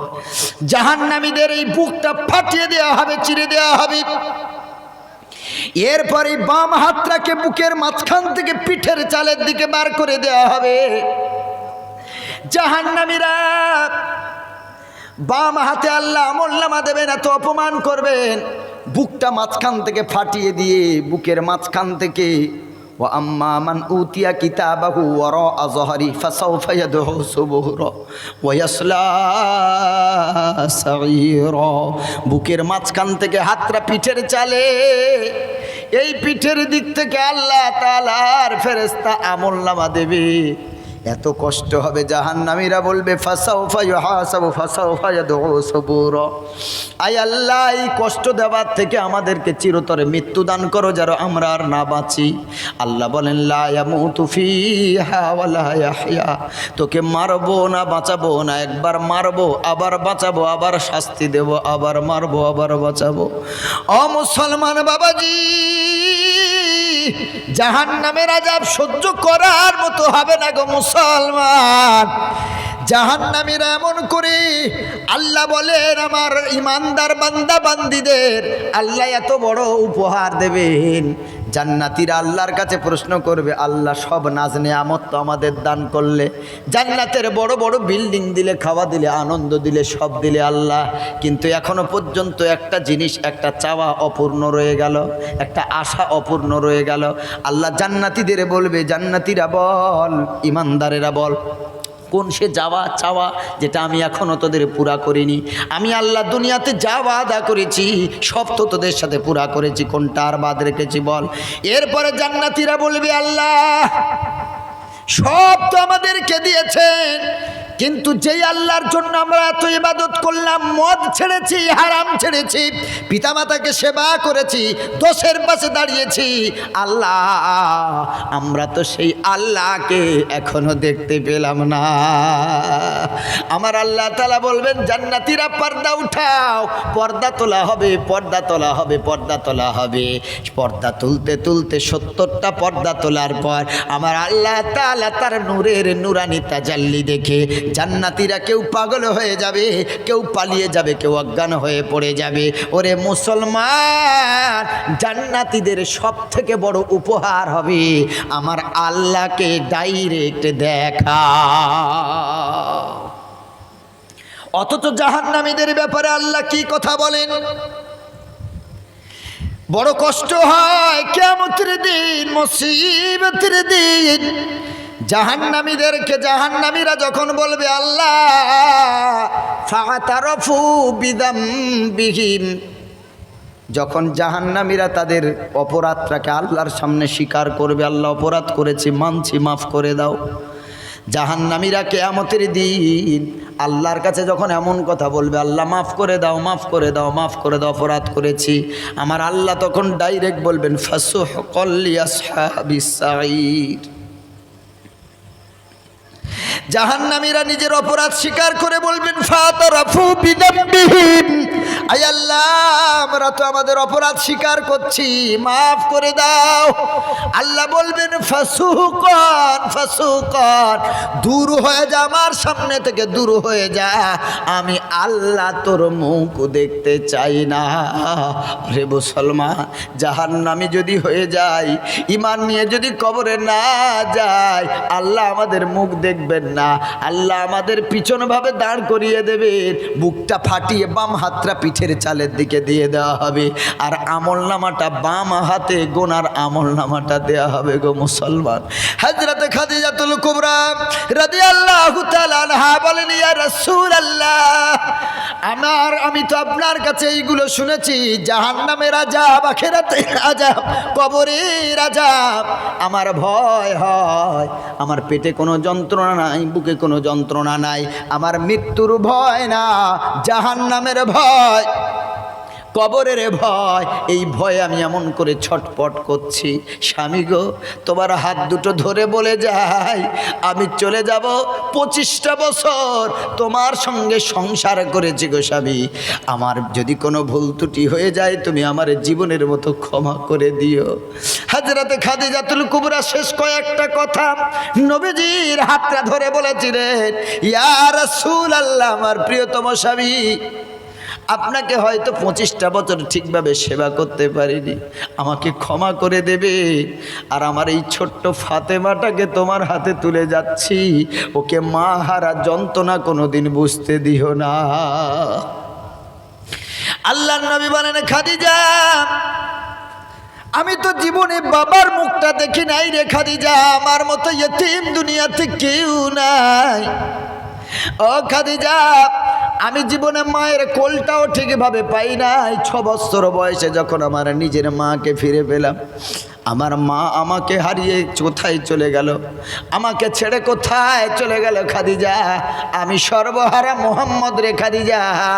আমার ছায়া আমার দাদু ছিল, চাচা ছিল, তারাও আমার ছেড়ে চলে গেছে। ও খাদিজা, তুমি আমার দুঃখের বন্ধবী, তুমি আমার দুঃখের বিবি। আমাকে যখন তায়েফের ময়দানে মেরে রক্তাক্ত করেছে খাদিজা, তুমি খবর পাওয়ার পর আমি না খাওয়া, তুমিও না খাওয়া, তুমি আমাকে ছেড়ে চলে যাবে খাদিজা, আমি একা হয়ে যাব। আমার গলার উপরে মাথার উপরে কাফেরেরা যখন ধুলো বালি নিয়ে চাপা দিয়েছিল খাদিজা, তখন আমি বড় ভেঙে পড়েছিলাম। তুমি তো আমাকে বুকে টেনে নিয়ে সান্ত্বনা দিয়েছো। ইয়া রাসূলুল্লাহ, ভেঙে পড়বেন না, আল্লাহ আপনার বন্ধু। ও খাদিজা, আমার গলার উপরে যখন উটের নাড়ি চাপিয়ে দেওয়া হয়েছিল, আমার ব্যথায় ব্যথিত হওয়ার মতো কেউ ছিল না মক্কার জমিনে। তুমি তো আমাকে সান্ত্বনা দিয়েছো রে খাদিজা।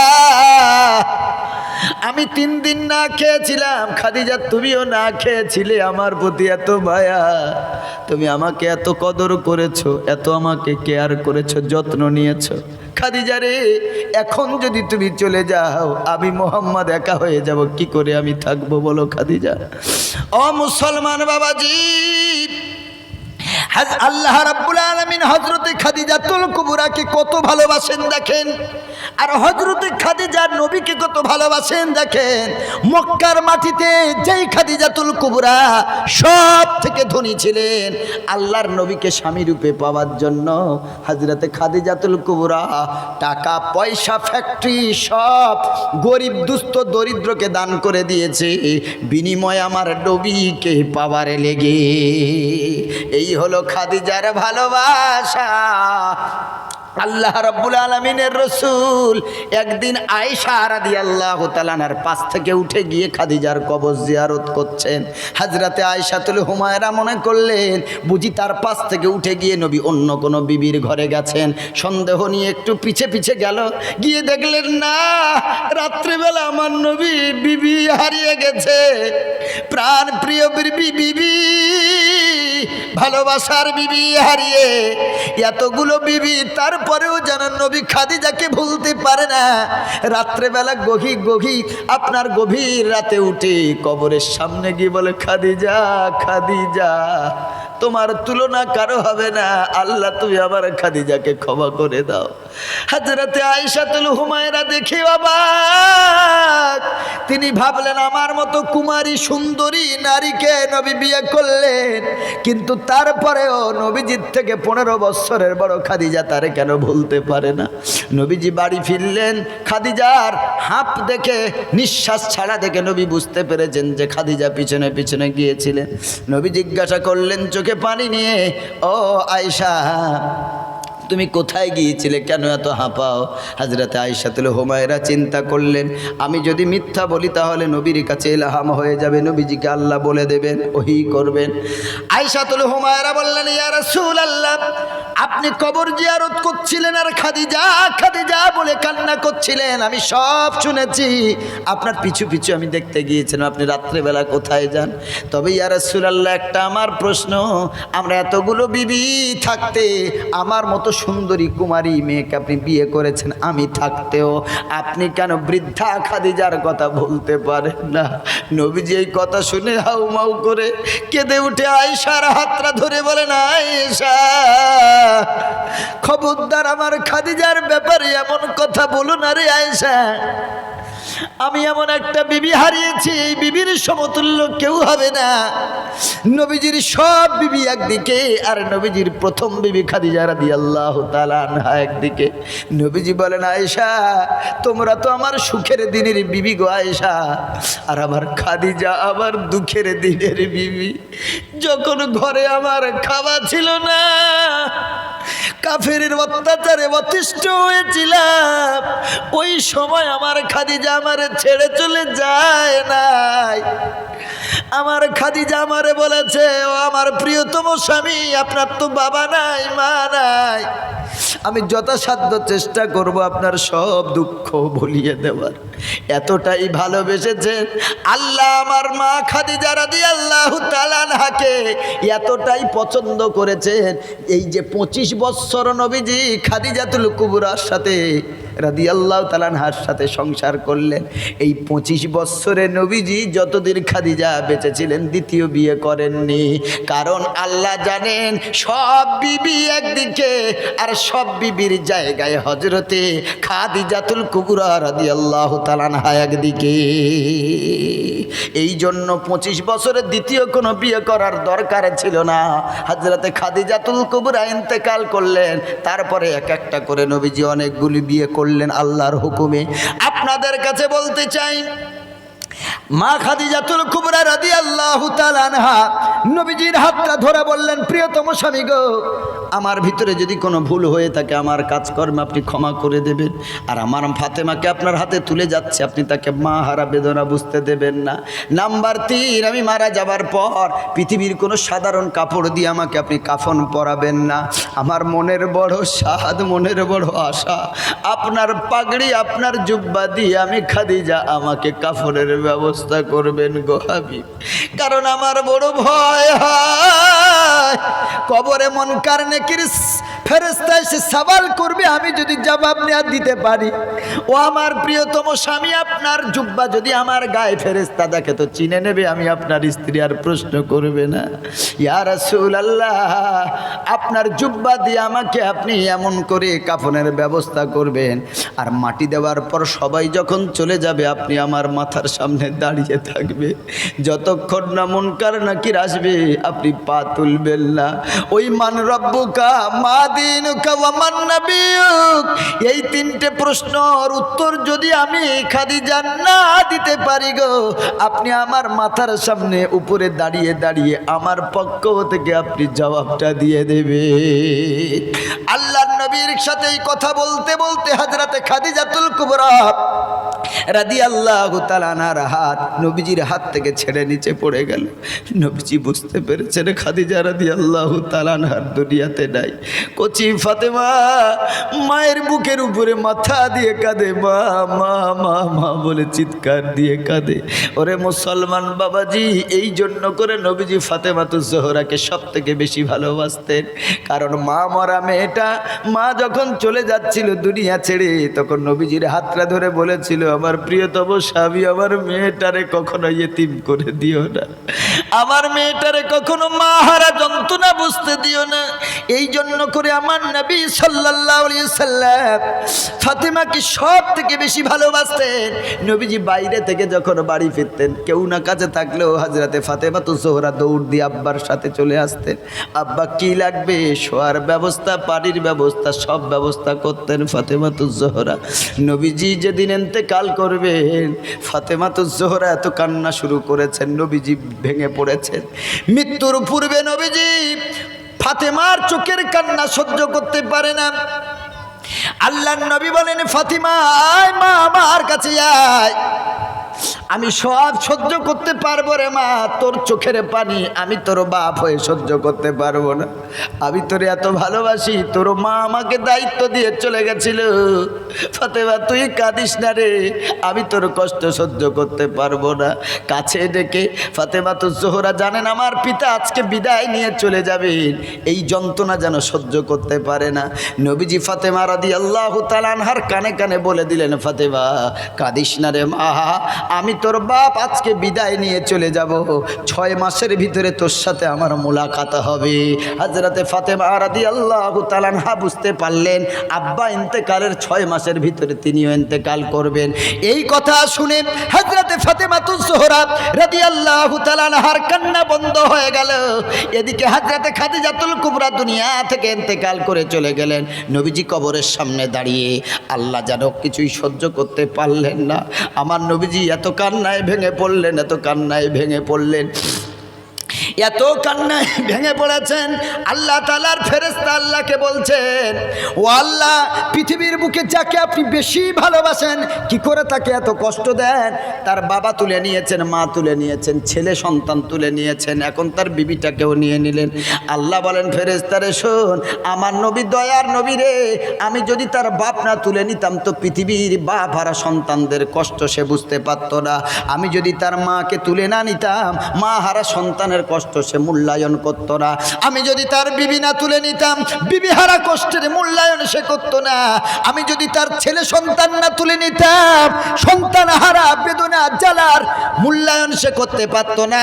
এই জন্য করে আমার নবীকে আমি বেশি ভালোবাসি, তাই তাকে আমি শিক্ষা দেওয়ার জন্য করেছি।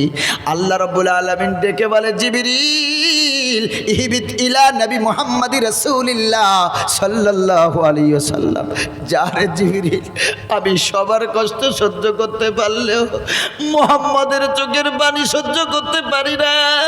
দেখ রে জিবরিল, স্ত্রীর কবরের সামনে দাঁড়িয়ে কেমন করে ডুকরে ডুকরে কাঁদে, কবরের দিকে তাকিয়ে কেমন করে কান্না করে, আমি আর সহ্য করতে পারি না রে। যা জিবরিল যা, সবরের ডানাটা নিয়ে, ধৈর্যের ডানাটা নিয়ে আমার নবীর মাথার উপরে একটুখানি হাওয়া করে দে। জিবরিল আমিন আলাইহিস সালাম এলেন, ধৈর্যের কথা বললেন। জিবরিল আমিন আলাইহিস সালাম নবীর কাছে এসে সালাম দিলেন, ইয়া রাসূলুল্লাহ, আপনি কেন এখানে দাঁড়িয়ে দাঁড়িয়ে কান্না করছেন? আল্লাহর নবী বলেন, জিবরিল ভাই রে, আজকে যেন আমি সব হারিয়ে ফেলেছি। আমার সব সুখ দুঃখ যেন, সব সুখ কোথায় হারিয়ে গেছে। আজকে আমি সর্বহারা হয়ে পড়েছি রে জিবরিল। আমি যেই ক্ষমতার দরুন বেঁচেছিলাম, যে আমার আধ্যাত্মিক ক্ষমতা দিত, মানসিক ক্ষমতা দিত, আমার সেই বিবিটা চলে গেছে। আমার বিবি বলে গেছে কবরে যদি চলে যাওয়ার পর, কবরে যাওয়ার আগে আমার বিবি বলে গেছেন মৃত্যুর আগে মুনকার নেকির সওয়ালের জবাবটা যেন আমি দিয়ে দিই। জিবরিল আমিন আলাইহিস সালাম বলেন, ইয়া রাসূলুল্লাহ, কোনো প্রয়োজন নাই, কারণ কবরের ভয়, জাহান্নামের ভয়ে খাদিজা রাদিয়াল্লাহু তাআলা আনহা এমন কান্না কেঁদে এসেছে দুনিয়াতে, আল্লাহ তার জান্নাতের ব্যবস্থা দুনিয়াতেই আল্লাহ করে দিয়েছে। ইয়া রাসূলুল্লাহ, যারা ইমানদার হয়, যারা ইমানের জন্য সব কিছু বিসর্জন দেয়, তাদের জান্নাত দুনিয়াতেই আল্লাহ দেখিয়ে দেয়। জোরে বলেন সুবহানাল্লাহ। হযরতে আসিয়া যখন সবগুলো পেরেক ঢুকে আছে শরীরে, ফেরাউনকে স্বামীকে আল্লাহ বলে মেনে নেয় নাই, তক্তার উপরে পেরেক মেরে তক্তাটা উল্টে দেওয়া হলো। ওই পেরেকের উপরে হযরতে আসিয়া রাদিয়াল্লাহু তাআলা আনহাকে শুইয়ে দেওয়া হলো। পেরেকগুলো সব নরম, শরীরে হাজার হাজার পেরেকগুলো বিদ্ধ হয়ে গেল। একটা পেরেক যদি জুতো ফুটো হয়ে পায়ে ঢুকে যায়, আমরা সহ্য করতে পারি না। হাজার হাজার পেরেক আসিয়া রাদিয়াল্লাহু তাআলা আনহার শরীর, পিঠ, হাত, পা সব ফুটে আছে, চম্বুকের মতো পেরেকের সাথে সেটে আছে। এত যন্ত্রণা, রক্ত রক্ত রক্ত ঝরে যায়, তারপরেও নিজের স্বামীকে আল্লাহ বলে মানে নাই। স্বামীকে বলছে, স্বামী গো, দেহে যতক্ষণ আমার শ্বাস আছে আমি আপনাকে স্বামী হিসেবে মর্যাদা দেব, কিন্তু আল্লাহ হিসেবে মেনে নিতে পারবো না। ও স্বামী, আমাকে মাফ করে দাও, তোমাকে আল্লাহ বলে আমি মেনে নিতে পারবো না। এত কষ্ট হচ্ছে, পেরেকগুলো ফুটে আছে। আল্লাহকে ডেকে মৃত্যুর আগে আসমানের দিকে তাকিয়ে হযরতে আসিয়া বলছে, আল্লাহ রব্বি বিনিলি ইনদাকা বাইতান ফিল জান্নাহ ওয়া নাজিনি মিন ফিরআউনা ওয়া আমালিহি ওয়া নাজিনি মিনাল কওমিজ জালিমিন। আয় আল্লাহ, আমি এই যন্ত্রণা আর সহ্য করতে পারছি না। আপনার কাবা ঘরের পাশে আমি আসি, আমার জন্য একটা ঘর বানাও, আর আমার স্বামী আর স্বামীর যত সৈন্য আছে এদের হাত থেকে আমি আসিয়া আমারে হেফাজত করো। এই দোয়া শেষ না হতে হতেই হযরত জিবরিল আমিন আলাইহিস সালাম এই আকাশে আসিয়া রাদিয়াল্লাহু তাআলা আনহা যেই জান্নাতে যাবেন ইন্তেকালের পরে, ওই জান্নাতটা আসিয়ার চোখের সামনে তুলে ধরা হলো। হযরতে আসিয়া রাদিয়াল্লাহু তাআলা আনহা ওই জান্নাত দেখার পর যেন মৃত্যুর সব কষ্ট কোথায় চলে গেছে, পেরেকগুলো ফুটে আছে, আর যন্ত্রণা মনে হয় না। মৃত্যুর সময় মুচকি হাসতে শুরু করেছে। ফেরাউন সহ সৈন্য জিজ্ঞাসা করে, আসিয়া রে, এই কষ্টের সময় তো কারো মুখে হাসি দেখি না, তোমার কি কষ্ট লাগে না, কেন তুমি হাসো?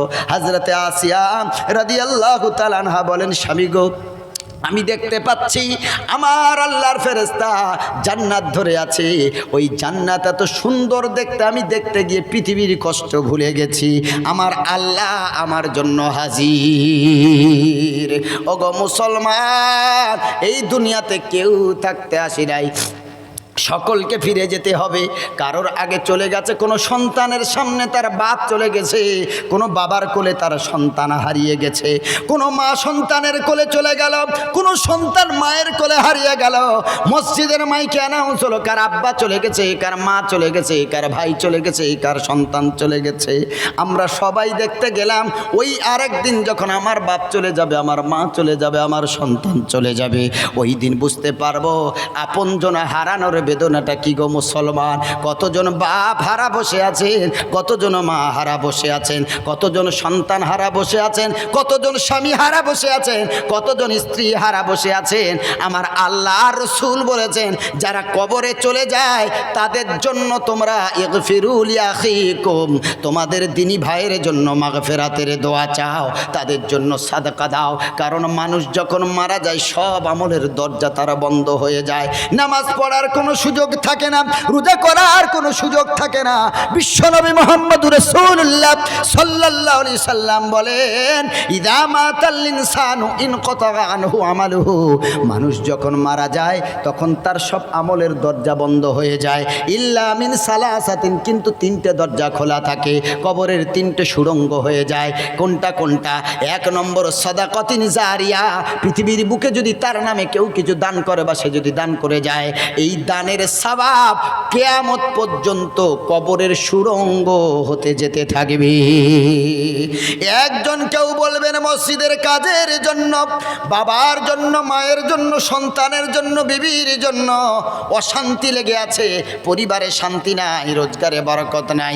একজন আল্লাহর জন্য, আল্লাহর ঘরের জন্য 10,000 টাকা প্রথম নম্বরে বলবে, হুজুর আমি আছি, আমার আব্বা নাই, আমার মা নাই, আমার মা অসুস্থ, আমার আব্বা অসুস্থ, কত ডাক্তার দেখালাম, ডাক্তার রোগ ধরতে পারে না। আজ আল্লাহর ঘরের জন্য যেহেতু নবী বলেছেন, দান যদি করো ওয়াতাজিদু ফিল উমরি, হায়াত বেড়ে যায়, রোগ ভালো হয়ে যায়। আমি আছি প্রথম নম্বরে 10,000 টাকা, আল্লাহর ঘরের প্লাস্টার হবে, কাজ হবে, মক্তব হবে, আপনার এই টাকাটা ওই কাজে খরচ করা হবে। গভর্নমেন্ট থেকে তো কোনো সরকার কোনো অনুদান দেয় না, কোনো ডোনেশন দেয় না, কিছুই ডোনেট করে না। আমাকে আপনাকেই দিনের সাহায্যে আমাদের গিয়ে আসতে হবে। একজন আল্লাহর বান্দা, এতজনের ভিতরে কোনো যুবক, কোনো আল্লাহর বান্দা, কোনো মুরব্বী বাবাজি একজন হাতটা তুলে বলবেন, হুজুর 10,000 টাকা আমি আছি মসজিদের জন্য, প্রথম নম্বরে হাত তুলব। আপনি ডান হাতটা তুলবেন, কিয়ামতের দিন, মুসিবতের দিন ডান হাতে আমলনামা দিয়ে আল্লাহ নাজাতের ব্যবস্থা করে দেবেন। নারায়ে তাকবীর।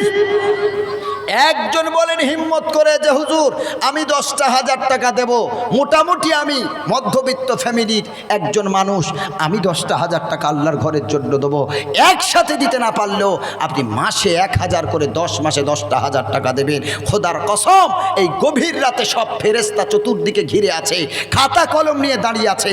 আল্লাহ রব্বুল আলামিন নিজেই ইয়াবসুতু ইয়াদাহু বিল-লাইলি ওয়ান-নাহার, রাসূল বলেছেন সারা রাত সারা দিন আল্লাহ দুই হাত এভাবে ছড়িয়ে রাখেন। আল্লাহর বান্দা কি করছে, কখন ক্ষমা চাইবে, এই জন্য আল্লাহর কাছে ক্ষমা চাইলেই ক্ষমা হয়ে যাবে। আমরা এখন কত টাকার মালিক আর কিভাবে দিতে পারবো না সব আল্লাহ দেখছেন, আল্লাহ জানেন। ফেরেশতারা দেওয়ার সাথে সাথে লিখে নেবেন, আর ফজরের সময় আল্লাহর সামনে খাতাগুলো খুলে খুলে দেখাবে, আল্লাহ আপনার এই বান্দা আপনারই ঘরের জন্য 10,000 টাকা দিয়েছে, 5,000 টাকা দিয়েছে। আল্লাহ তখন এই দানের খাতা দেখে আল্লাহ জীবনের সব গুনাহ মাফ করে দেবেন। জোরে বলেন সুবহানাল্লাহ। একজন হিম্মত করে বলবেন, আজকে আমি মুসাফির মানুষ, কত এখান থেকে প্রায় 300 কিলোমিটার রাস্তা, অনেক রাস্তা, প্রায় 7.5-8 ঘন্টা রাস্তা। এই জন্য করে মুসাফিরের দোয়া কবুল হয়। আল্লাহ নবী সাল্লাল্লাহু আলাইহি সাল্লাম বলেছেন 3 জনের দোয়া কখনো ফেরত হয় না। 1 নম্বর আব্বা মায়ের দোয়া, যা দোয়া চাইবে সন্তানের জন্য তাই কবুল হয়। নাম্বার 2 যারা মাজলুম, যাদের উপর অত্যাচার করা হয়, অত্যাচারিত তারা যা দোয়া চাইবে তাই কবুল হয়। নাম্বার 3 মুসাফির, যারা মুসাফির হয় তাদের দোয়া নবী বলেছেন আল্লাহ কখনো ফেরায় না। তাই মুসাফির আমি আপনাদেরকে নিয়ে দোয়া করব। কতজন মা বাবারা বসে আছেন, কত কচিকাচা বাচ্চা বসে আছে, কত মুরব্বী বসে আছে, হাফেজ কোরআন আলেমে দিন ইমাম সাহেব হুজুরগণ অনেকেই বসে আছেন। কারো না কারো দোয়া আল্লাহ কবুল করবেন ইনশাল্লাহ। জীবনের সব দুঃখ আল্লাহ মোচন করে দেবে ইনশাল্লাহ, জীবনের কষ্ট দূর করে দেবে, রোগ ভালো হয়ে যাবে ইনশাল্লাহ। আজকে ডাক্তার যদি একটা রিপোর্ট লিখে দেয়, একটা রিপোর্ট করতেই 5,000 10,000 চলে যায়। ট্রিটমেন্ট তো পরে হবে, শুধু রিপোর্টেই টাকা শেষ। অথচ যেই আল্লাহই রোগ দান করেন সেই আল্লাহই শেফা দান করেন। আল্লাহ নিজেই বলেছেন ওয়া ইজা মারিদতু ফাহুয়া ইয়াশফিন, আমি আল্লাহ রোগ দান করি, আবার আমি আল্লাহ এই রোগ থেকে আরোগ্য দানকারী। জোরে বলেন সুবহানাল্লাহ। আল্লাহর প্রতি তাওয়াক্কুল করে আল্লাহর ঘরের জন্য একজন হিম্মত করে বলবেন যে আমি আছি, 10,000 টাকা আল্লাহর ঘরের জন্য প্রথম নম্বরে দেবো ইনশাল্লাহ। আমি দেখতে চাই এতজনকে নিয়ে দোয়া করব, আল্লাহ কবুল করবেন। মনটাকে শক্ত করে আল্লাহর উপরে তাওয়াক্কুল করে আল্লাহর উপরে ভরসা করে যে আমার রুজি আল্লাহ দিচ্ছেন, আমার ইনকাম আল্লাহ দিচ্ছেন, আমাকে জোয়ান যুবক বানিয়েছেন আল্লাহ, আমি যে ইনকাম করে খেতে পাচ্ছি এইটুকু ক্ষমতা দান করেছেন আল্লাহ। তাহলে আল্লাহর রাস্তায় এইটুকু পয়সা কেন দিতে পারবো না? আল্লাহর ঘর সুন্দর হলে নবী বলেছেন মান বানা লিল্লাহি মসজিদান বানাল্লাহু লাহু বাইতান ফিল জান্নাহ। আল্লাহর নবী বলেছেন দুনিয়াতে যে আল্লাহর ঘরে সাহায্য করবে, আল্লাহর ঘর বানাবে, আল্লাহ তারে জান্নাতে বিশাল বিশাল মহল বানাবেন ইনশাআল্লাহ। বলেন একজন হিম্মত করে বিসমিল্লাহ বলে ডান হাতটা তুলবেন, বিসমিল্লাহ বলে একটা হাত তুলবেন। আল্লাহ হাতটা আজকে দেখতে চাইছে, আমার আল্লাহ তাআলা কবুল করে নেবেন। বিসমিল্লাহ বলে ডান হাত তুললেই আল্লাহ কবুল করে নেবেন। এই ডান হাতে আল্লাহ আমল নামা দেবে, আল্লাহর কসম করে বলছি ইনশাআল্লাহ। হিম্মত করে বসে না থেকে আমরা যদি 10,000 টাকা দেওয়ার কেউ থাকি, যে আল্লাহ যাদের মোটামুটি ক্ষমতা দান করেছেন, একসাথে না দিতে পারলে 1,000 করে মাসে 1 নম্বরে কে আছেন একটুখানি হিম্মত করে বলেন, একটু তাকবীর দিয়ে তার জন্য আমি দোয়া করব। খাস করে দুটো হাত তুলে সবাইকে নিয়ে দোয়া করব। একটুখানি আল্লাহর ঘরের জন্য প্রথম কে আছেন 10,000 টাকা মাসে মাসে 1,000 করে দিয়ে পূর্ণ করবেন ইনশাআল্লাহ। দানটাকে সহজ করে দিচ্ছি, মাসে মাসে 1,000 10 মাস দেবেন ইনশাআল্লাহ। একসাথে যদি দিতে পারেন তো আলহামদুলিল্লাহ, না হলে 10 মাসে 1,000 করে 10 মাস বলেন ইনশাআল্লাহ। অনেকে দেওয়ার মতো আছে আমি শুনেছি ইনশাল্লাহ। মনটাকে সঠিক করেন, মনটাকে মজবুত করে একটু হাতটা তোলেন। 1 নম্বরে 10,000 টাকা বলেন ইনশাল্লাহ। কে আছে 1 নম্বরে বলেন? আজকে আমি আপনি যদি মারা যাই, খোদার কসম আমাদের সন্তান আমাদের জন্য দান করবে নাকি তো আল্লাহই জানে, আল্লাহই জানে। আমরা মারা গেলে আমাদের জায়গা সম্পত্তি তো আমাদের ছেলেমেয়েরা ভোগ করবে, এত লক্ষ লক্ষ টাকা দামের ঘর জায়গা জমি দোকান তারাই ভোগ করবে। অথচ আমরা কবরে খালি হাতে যাব মুসলমান বাবাজি, আর আমরা তাদের হাতে এত টাকা দামের সম্পদ ছেড়ে যাব। আমাদের 10,000 টাকা আমাদের জন্য তারা দেবে নাকি আল্লাহই জানে। এজন্য করে বর্তমানে আমরা বেঁচে আছি, নিজেদের জন্য দান করে যান। মরে গেলে ছেলেদের আশা করবেন না, মেয়েদের আশা করবেন না যে তারা আমাদের জন্য দান করে না জান্নাত নাজাতবাসী করবেন না। আপনি বেঁচে আছেন, আজকে আপনি নিজের জন্য 10,000 টাকা দান করেন, যে আমার দানটা আল্লাহ কবুল করবে আর কবরে আমার সওয়াবটা আল্লাহ দেবে। আলহামদুলিল্লাহ, নাম যেমন কাম তেমন। নারায়ে তাকবীর, জোরে বলে নারায়ে তাকবীর। আব্দুর রাজ্জাক খান ভাই সাহেব 10,000 টাকা বলুন মারহাবা। নারায়ে তাকবীর। রাজ্জাক মানে রিজিক দাতা, আব্দুর রাজ্জাক মানে যে রিজিক দাতার বান্দা। জোরে বলেন সুবহানাল্লাহ। আল্লাহ তাআলা তোমার দরবারে দুখানা হাত তুলে দোয়া চাই। আমি তো মুসাফির, আল্লাহ তুমি দোয়া কবুল করে নিও, আল্লাহ কবুল করে নাও, ফিরিয়ে দিও না। অজু অবস্থায় তোমার কাছে দোয়া চাচ্ছি গো মাওলা। তোমার বান্দা আব্দুর রাজ্জাক ভাইজান তিনি প্রথম নম্বরে 10,000 টাকা নিয়ত করেছেন। আল্লাহ তার রিজিক দিয়ে তুমি ভরপুর করে দাও, রুজি রোজগারে বারাকাত দান করো, হায়াতরে দারাজ করে দাও। আব্বা মা ভাই বোন দাদা দাদি নানা নানি যারা অন্ধকার কবরে বিদায় নিয়ে চলে গেছে, আল্লাহ জানি না কবরে কোন আযাবে গ্রেফতার আছে। মাবুদ গো, এই দানের ওসিলায় কবরে যদি কোনো আযাব থাকে আল্লাহ মাফ করে দিয়ে নাজাতের ফয়সালা করে দাও। কি ব্যবসা করে জানি না গো মাওলা, ব্যবসায় তুমি বারাকাত দাও, হায়াতরা দারাজ করো। আয় আল্লাহ, তার সন্তান নাতিপুতি যারা আছেন তাদেরকে হায়াত দারাজ করো, বিপদ আপদ থেকে রক্ষা করো। শরীর অসুস্থ যদি তার পরিবারে কেউ থেকে থাকে তুমি সুস্থতা দান করো। মাবুদ গো, আমাদের এই ছোট্ট দোয়া দয়ার নবীর উসিলা করে কবুল করে নাও, আল্লাহুম্মা আমিন। 2 নম্বরে বলেন আল্লাহর এক বান্দা আব্দুর রাজ্জাক ভাইজানের জোড়া হয়ে যাবেন কিয়ামতের দিন, মুসিবতের দিন, একসঙ্গে নবীর সঙ্গে জান্নাতে যাবেন। আল্লাহ রাব্বুল আলামিন বলেন ওয়া খালাকনাকুম আজওয়াজা, আল্লাহ বলেন আমি তোমাদেরকে জোড়ায় জোড়ায় তৈরি করেছি। আমার আব্দুর রাজ্জাক ভাইজানের জোড়া একজন হাত তুলবেন, দ্বিতীয় নম্বরে 10,000 টাকা, মাসে 1000 করে দেবেন। প্রতি মাসে 10,000, 12,000, 15,000 ইনকাম করেন, 1,000 আল্লাহর ঘরে দিয়ে দেবেন। প্রতি মাসে যে ইনকাম করেন আল্লাহ ওই ইনকামে আরো অনেক বরকত দিয়ে দেবে। 20,000 ইনকাম, 30,000 ইনকাম, মাস গেলে অ্যাকাউন্ট জিরো, ধার দানায় জড়িয়ে পড়ছে। আল্লাহ রাস্তায় খরচ করবেন, পিতা মাতার পিছনে খরচ করবেন, বিবি বাচ্চার পিছনে খরচ করবেন। আমার আল্লাহর রব্বুল আলামিন বলেন ওই পয়সায় ওই রোজগারে আল্লাহ এমন বরকত দেবে আর তোমার শেষ হবে না।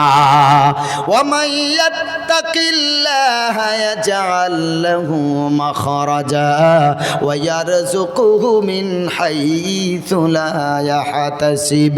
আল্লাহ রাব্বুল আলামিন বলেন যারা আল্লাহর উপরে তাওয়াক্কুল করে, আল্লাহর উপরে ভরসা করে, আল্লাহ তাদের এমনভাবে রুজি দান করবে ও নিজেও ধারণা করতে পারবে না। কোথা থেকে টাকা এলো, কোথা থেকে টাকা বাঁচলো, কিভাবে রুজির অভাব দূর হলো। আল্লাহ বলেন যারা আল্লাহর উপরে ভরসা করে দান করে তাদের সব চিন্তা থাকবে না। 2 নম্বরে বলেন মাসে 1000 করে 10 মাস দেবেন, জোড়া 2 নম্বর। বলেন ইনশাল্লাহ জোড়া হয়ে যাবেন। আল্লাহ রসুল, আল্লাহ ছাড়া রসুল নাই, রসুল ছাড়া আল্লাহ নাই। আল্লাহকে পেতে গেলে রসুলকে ধরতে হবে, জোড়া। সুবহানাল্লাহ। আসেন 2 নম্বরে জোড়া কে হবেন? মাসে 1000 করে 10 মাস দেবেন। কাল কিয়ামতের দিন নবীর সাথে আপনি জান্নাতুল ফেরদাউসে যাবেন ইনশাআল্লাহ। আল্লাহ নিজেই জান্নাত বিক্রি করছেন, আপনি 10,000 টাকা দিয়ে জান্নাতুল ফেরদাউস, এত সোজা? নিয়ত ঠিক রেখে 10,000 টাকা দেবেন আল্লাহর ওয়াস্তে, জান্নাতুল ফেরদাউসটা কিনে নেবেন, আপনার জন্য রিজার্ভ হয়ে থাকবে। আল্লাহ নিজেই জান্নাত বিক্রি করেছেন, জোরে বলেন সুবহানাল্লাহ। আল্লাহ নিজেই বিক্রি করেছেন জান্নাত। এই জন্য বলছে আপনিও জান্নাত কিনে নিন, জান্নাত কেনা যায়। যদি কেনা না যেত তো আল্লাহ কিনলেন কেন? আল্লাহ রাব্বুল আলামিন বলেন ইন্নাল্লাহা আশতারা মিনাল মুমিনিনা আনফুসাহুম ওয়া আমওয়ালাহুম বিআন্না লাহুমুল জান্নাহ। আল্লাহ বলেন আমি মুমিনদের কাছ থেকে তাদের আত্মা আর তাদের ধন সম্পদ আমি আল্লাহ কিনে নিয়েছি জান্নাতের বিনিময়। সুবহানাল্লাহ পড়েন। টাকা দিয়ে 10,000 টাকা দিয়ে জান্নাত কিনবেন। একটা মোবাইল যা ব্যবহার করেন যুবকেরা 15,000, 20,000, আর প্রতি 3 মাসে যে রিচার্জ করেন সেটাই তো 600-700 টাকা করে নিয়ে নেয়। তো আল্লাহর সব থেকে দামি জান্নাতরা জান্নাতুল ফেরদাউস আছে সব জান্নাতের মাঝখানে, জোরে বলেন সুবহানাল্লাহ। জান্নাতের যত নহরগুলো আছে, মধুর ঝর্ণা, পানির ঝর্ণা, দুধের ঝর্ণা, মদের ঝর্ণা, এই যে 4টে ঝর্ণা জান্নাতে আছে, এই ঝর্ণাগুলো উৎস হচ্ছে জান্নাতুল ফেরদাউস থেকে শুরু, জোরে বলেন সুবহানাল্লাহ। সব জান্নাতের সেরা জান্নাত জান্নাতুল ফেরদাউস, সব দিকে জান্নাত, আর জান্নাতুল ফেরদাউসটা মাঝখানে। সুবহানাল্লাহ সুবহানাল্লাহ। আর ঠিক এই জান্নাতুল ফেরদাউসের সোজা বরাবর উপরে আল্লাহর আরশে মুআল্লা। সুবহানাল্লাহ পড়েন। আল্লাহ নবী বলেন এই জান্নাত অধিকারী হবে। আল্লাহ নবী বলেন প্রতি নামাজের পর এই জান্নাতের দোয়া চাইবে। আজকে 10,000 টাকা যদি এই নিয়ত করে দিই যে আল্লাহ আমি মারা গেলে কে আমার জন্য দান করবে জানি না, তবে বর্তমানে যেটুকু আমার আছে আল্লাহ আমি নিয়ত করছি 10,000 টাকার, আমি যেন মারা যাওয়ার পর আমার নাজাতের ব্যবস্থা হয়ে যায়, আমি যেন জান্নাতুল ফেরদাউসে থাকতে পারি। এই নিয়ত করে আপনি দ্বিতীয়জন হাত তুলবেন, ইনশাআল্লাহ আল্লাহ ব্যবস্থা করে দেবেন ইনশাআল্লাহ। আছেন কোনো আল্লাহর বান্দা, আছেন কোনো আল্লাহর আল্লাহর গোলাম, নবীর গোলাম। 2 নম্বরে 10,000, মাসে 1,000 করে বলেন। আমার আব্দুর রাজ্জাক ভাইজানের জোড়া হয়ে যাবেন ইনশাল্লাহ। 2 নম্বর, মাসে 1,000 করে বলেন ইনশাল্লাহ। মোবাইল কেনেন, গাড়ি কেনেন, তারপরে ফ্রিজ কেনেন মাসে মাসে টাকা দিয়ে, মানে ইনস্টলমেন্টে বা ফাইন্যান্সে প্রতি মাসে টাকা দিয়ে আপনি কভার করেন 1 বছর 2 বছর ধরে। তো জান্নাতও কিনবেন, মাসে মাসে কভার করবেন, 10 মাসে 1,000 করে ইনশাআল্লাহ। আসেন, চেষ্টা করলে আল্লাহ ইনশাআল্লাহ সহজ করে দেবেন। মনের ভিতরে ক্ষমতা। আলহামদুলিল্লাহ, নারায়ে তাকবীর, নারায়ে তাকবীর। আল্লাহ রাব্বুল আলামিন বলেন ইউনফিকুনা ফিস সাররাই ওয়াজ যাররা। আবার আল্লাহ তাআলা বলেন সিররাও ওয়া আলানিয়াতান। আল্লাহ বলেন তোমাদের ভিতরে যারা গরিব আছো তারাও দান করবে, যারা ধনী আছো তারাও দান করবে। আবার আল্লাহ তাআলা বলেন কেউ গোপনেও দান করবে, কেউ প্রকাশ্যেও দান করবে। আল্লাহ রাব্বুল আলামিন গোপনেও কথা বলেছেন, প্রকাশ্যেও দান করার কথা বলেছেন। আপনি হাত তুললেন, আপনাকে দেখে আরেকজন উদ্বুদ্ধ হয়ে 10,000 নিয়ত করেছে। আল্লাহর কসম, আপনাকে দেখে যেই মানুষটা দান করলো আপনিও ওই সওয়াবটা সমান সমান পাবেন। জোরে বলেন সুবহানাল্লাহ। আয় আল্লাহ তাআলা, বেনামিতে 10,000 টাকা পেয়েছি তোমার ঘরের জন্য। মাবুদ গো, কি তার প্রয়োজন, জীবনে কি লাগবে তাও আমি জানি না। আল্লাহ তার জীবদ্দশায় যা কিছু প্রয়োজন আছে এই দানের ওসিলায় সব প্রয়োজনগুলো মিটিয়ে দাও রব্বুল আলামিন। মাওলাই করিম, আত্মীয় স্বজন অন্ধকার কবরে যারা বিদায় নিয়ে চলে গেছেন, আয় আল্লাহ তাদের কবরে সওয়াবের হাদিয়াখানা পৌঁছে দাও। আল্লাহ, শুনলাম ভাইয়ের আব্বা জান অসুস্থ আছেন, মাওলা গো তোমার কাছে দোয়া চাই। যেই ডাক্তারকে দেখালে, যেইখানে ট্রিটমেন্ট করালে তাড়াতাড়ি সুস্থতা লাভ করবে, আমার দয়ার আল্লাহ ওই জায়গার খোঁজ তুমি আল্লাহ মিলিয়ে দাও।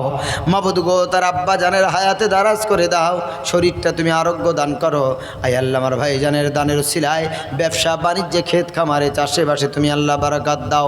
আল্লাহ, তার বাচ্চা বাচ্চি যারা আছে তাদের মাথার ব্রেন বাড়িয়ে দাও, পরীক্ষাতে ভালো রেজাল্ট করার তৌফিক দিও, শরীর সুস্থ করে দাও।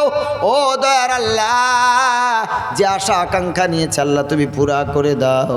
তার পরিবারের সকলকে নামাজি, পরেজগার, মুত্তাকি, দিনদার বানাও। আমিন ওই আমিন মাওলা, আমিন ওই আমিন। মোদের দোয়া কবুল করো রব্বুল আলামিন। 3 নম্বরে 10,000 টাকা একজন বলবেন ইনশাআল্লাহ। 3 সংখ্যাটা বেজোড় সংখ্যা। আমার নবী বলেছেন ইন্নাল্লাহা ভিতরুন ইউহিব্বুল ভিতরা। আল্লাহর নবী বলেন আল্লাহ নিজেই তো বেজোড়, পছন্দ করেন বেজোড়। বেজোড় সংখ্যার নিয়ত করে 3 নম্বরে একজন বলবেন, মাসে 1,000 করে দেবেন। বেজোড় সংখ্যার সওয়াব আপনি পেয়ে যাবেন। আর নবীর একটা হাদিসের উপরে আমল করে 100 শহীদের সওয়াব আল্লাহ দিয়ে দেবে ইনশাআল্লাহ। 3 নম্বরে কে আছেন? কোন যুবক, কোন আল্লাহর বান্দা, কোন নবীর প্রেমিক, অন্তরে নবীর প্রেম নিয়ে 3 নম্বরে 1,000 টাকা করে মাসে মাসে দিয়ে ওই বেজোড় সংখ্যাটা পূরণ করবেন। আছেন কোন সৌভাগ্যশীল বান্দা, সৌভাগ্যবান যে 3 নম্বরের সংখ্যাটা পূর্ণ করবেন? নবীর হাদিসও আমল হয়ে যাবে, আর আল্লাহর মহব্বতটাও পেয়ে যাবেন, যেহেতু আল্লাহ বেজোড়, তাই বেজোড় সংখ্যাকে ভালোবাসেন। বলেন ইনশাল্লাহ। ডান হাতটা তুলবেন, এখান থেকে লোক চলে যাবে নাম কালেক্ট করার জন্য। ডান হাতটা বিসমিল্লাহ বলে 3-এর কোঠাটা পুরো করেন, আল্লাহ ইনশাআল্লাহ আপনার 100 শহীদের সওয়াব দান করবেন। এবং 3 সংখ্যাটাকে আল্লাহ ভালোবাসেন, বেজোড় সংখ্যাকে ভালোবাসেন, তাই আল্লাহ এর সওয়াবটাও দান করবেন। আছেন কোনো আল্লাহর বান্দা 3 নম্বরের এই 1,000 করে প্রতি মাসে দেবেন 10,000? কে আছে দেখি? নবীর একটা হাদিসের মহব্বত কতটুকু। 100টা শহীদের সওয়াব চাটিখানি কথা না, 100 শহীদের সওয়াব। সুবহানাল্লাহ। বলেন ইনশাআল্লাহ 3 নম্বর আছেন কেউ? 3 নম্বরে হাতটা দেখাবেন ইনশাআল্লাহ। একটু হিম্মত করে তিনের সংখ্যাটা পুরা করবেন, আল্লাহ তাআলা রাজি খুশি হয়ে যাবেন। এই গভীর রাতে আমার আল্লাহ তাআলা দেখছেন, কেউ না দেখলেও আল্লাহ দেখছেন। আমরা কে কতটা দিতে পারবো আর পারবো না এটাও আল্লাহ তাআলা জানেন। আল্লাহ কি বলছেন শোনেন, জমিয়ে টাকা রাখলে আল্লাহ কি বলছেন শোনেন। আল্লাহ রাব্বুল আলামিন বলেন, মা ইনদাকুম ইয়ানফাদু ওয়া মা ইনদাল্লাহি বাক। আল্লাহ রাব্বুল আলামিন বলেন, পৃথিবীতে যারা পয়সা জমানো করে, জমিয়ে রাখে, যারা সম্পদ জমিয়ে রেখেও দান করে না, আমার আল্লাহ তাআলা বলেন এমন রোগ হবে, এমন পরিস্থিতি আল্লাহ তাকে তৈরি করে দেবে, ওই টাকা শেষ হয়ে যাবে কিন্তু আল্লাহ রাস্তায় যেটা খরচ করে যাবে, ওমা ইনদাল্লাহি বাক, আল্লাহ সেটা বাকি রেখে দেয়, আল্লাহ সেটা নিজের কাছে রেখে দেয়। কিয়ামতের দিন, মুসিবতের দিন, যখন ইমানের পাল্লায় ইমান কম পড়বে নাকি কম পড়বে, আল্লাহ এই দানের সওয়াবটা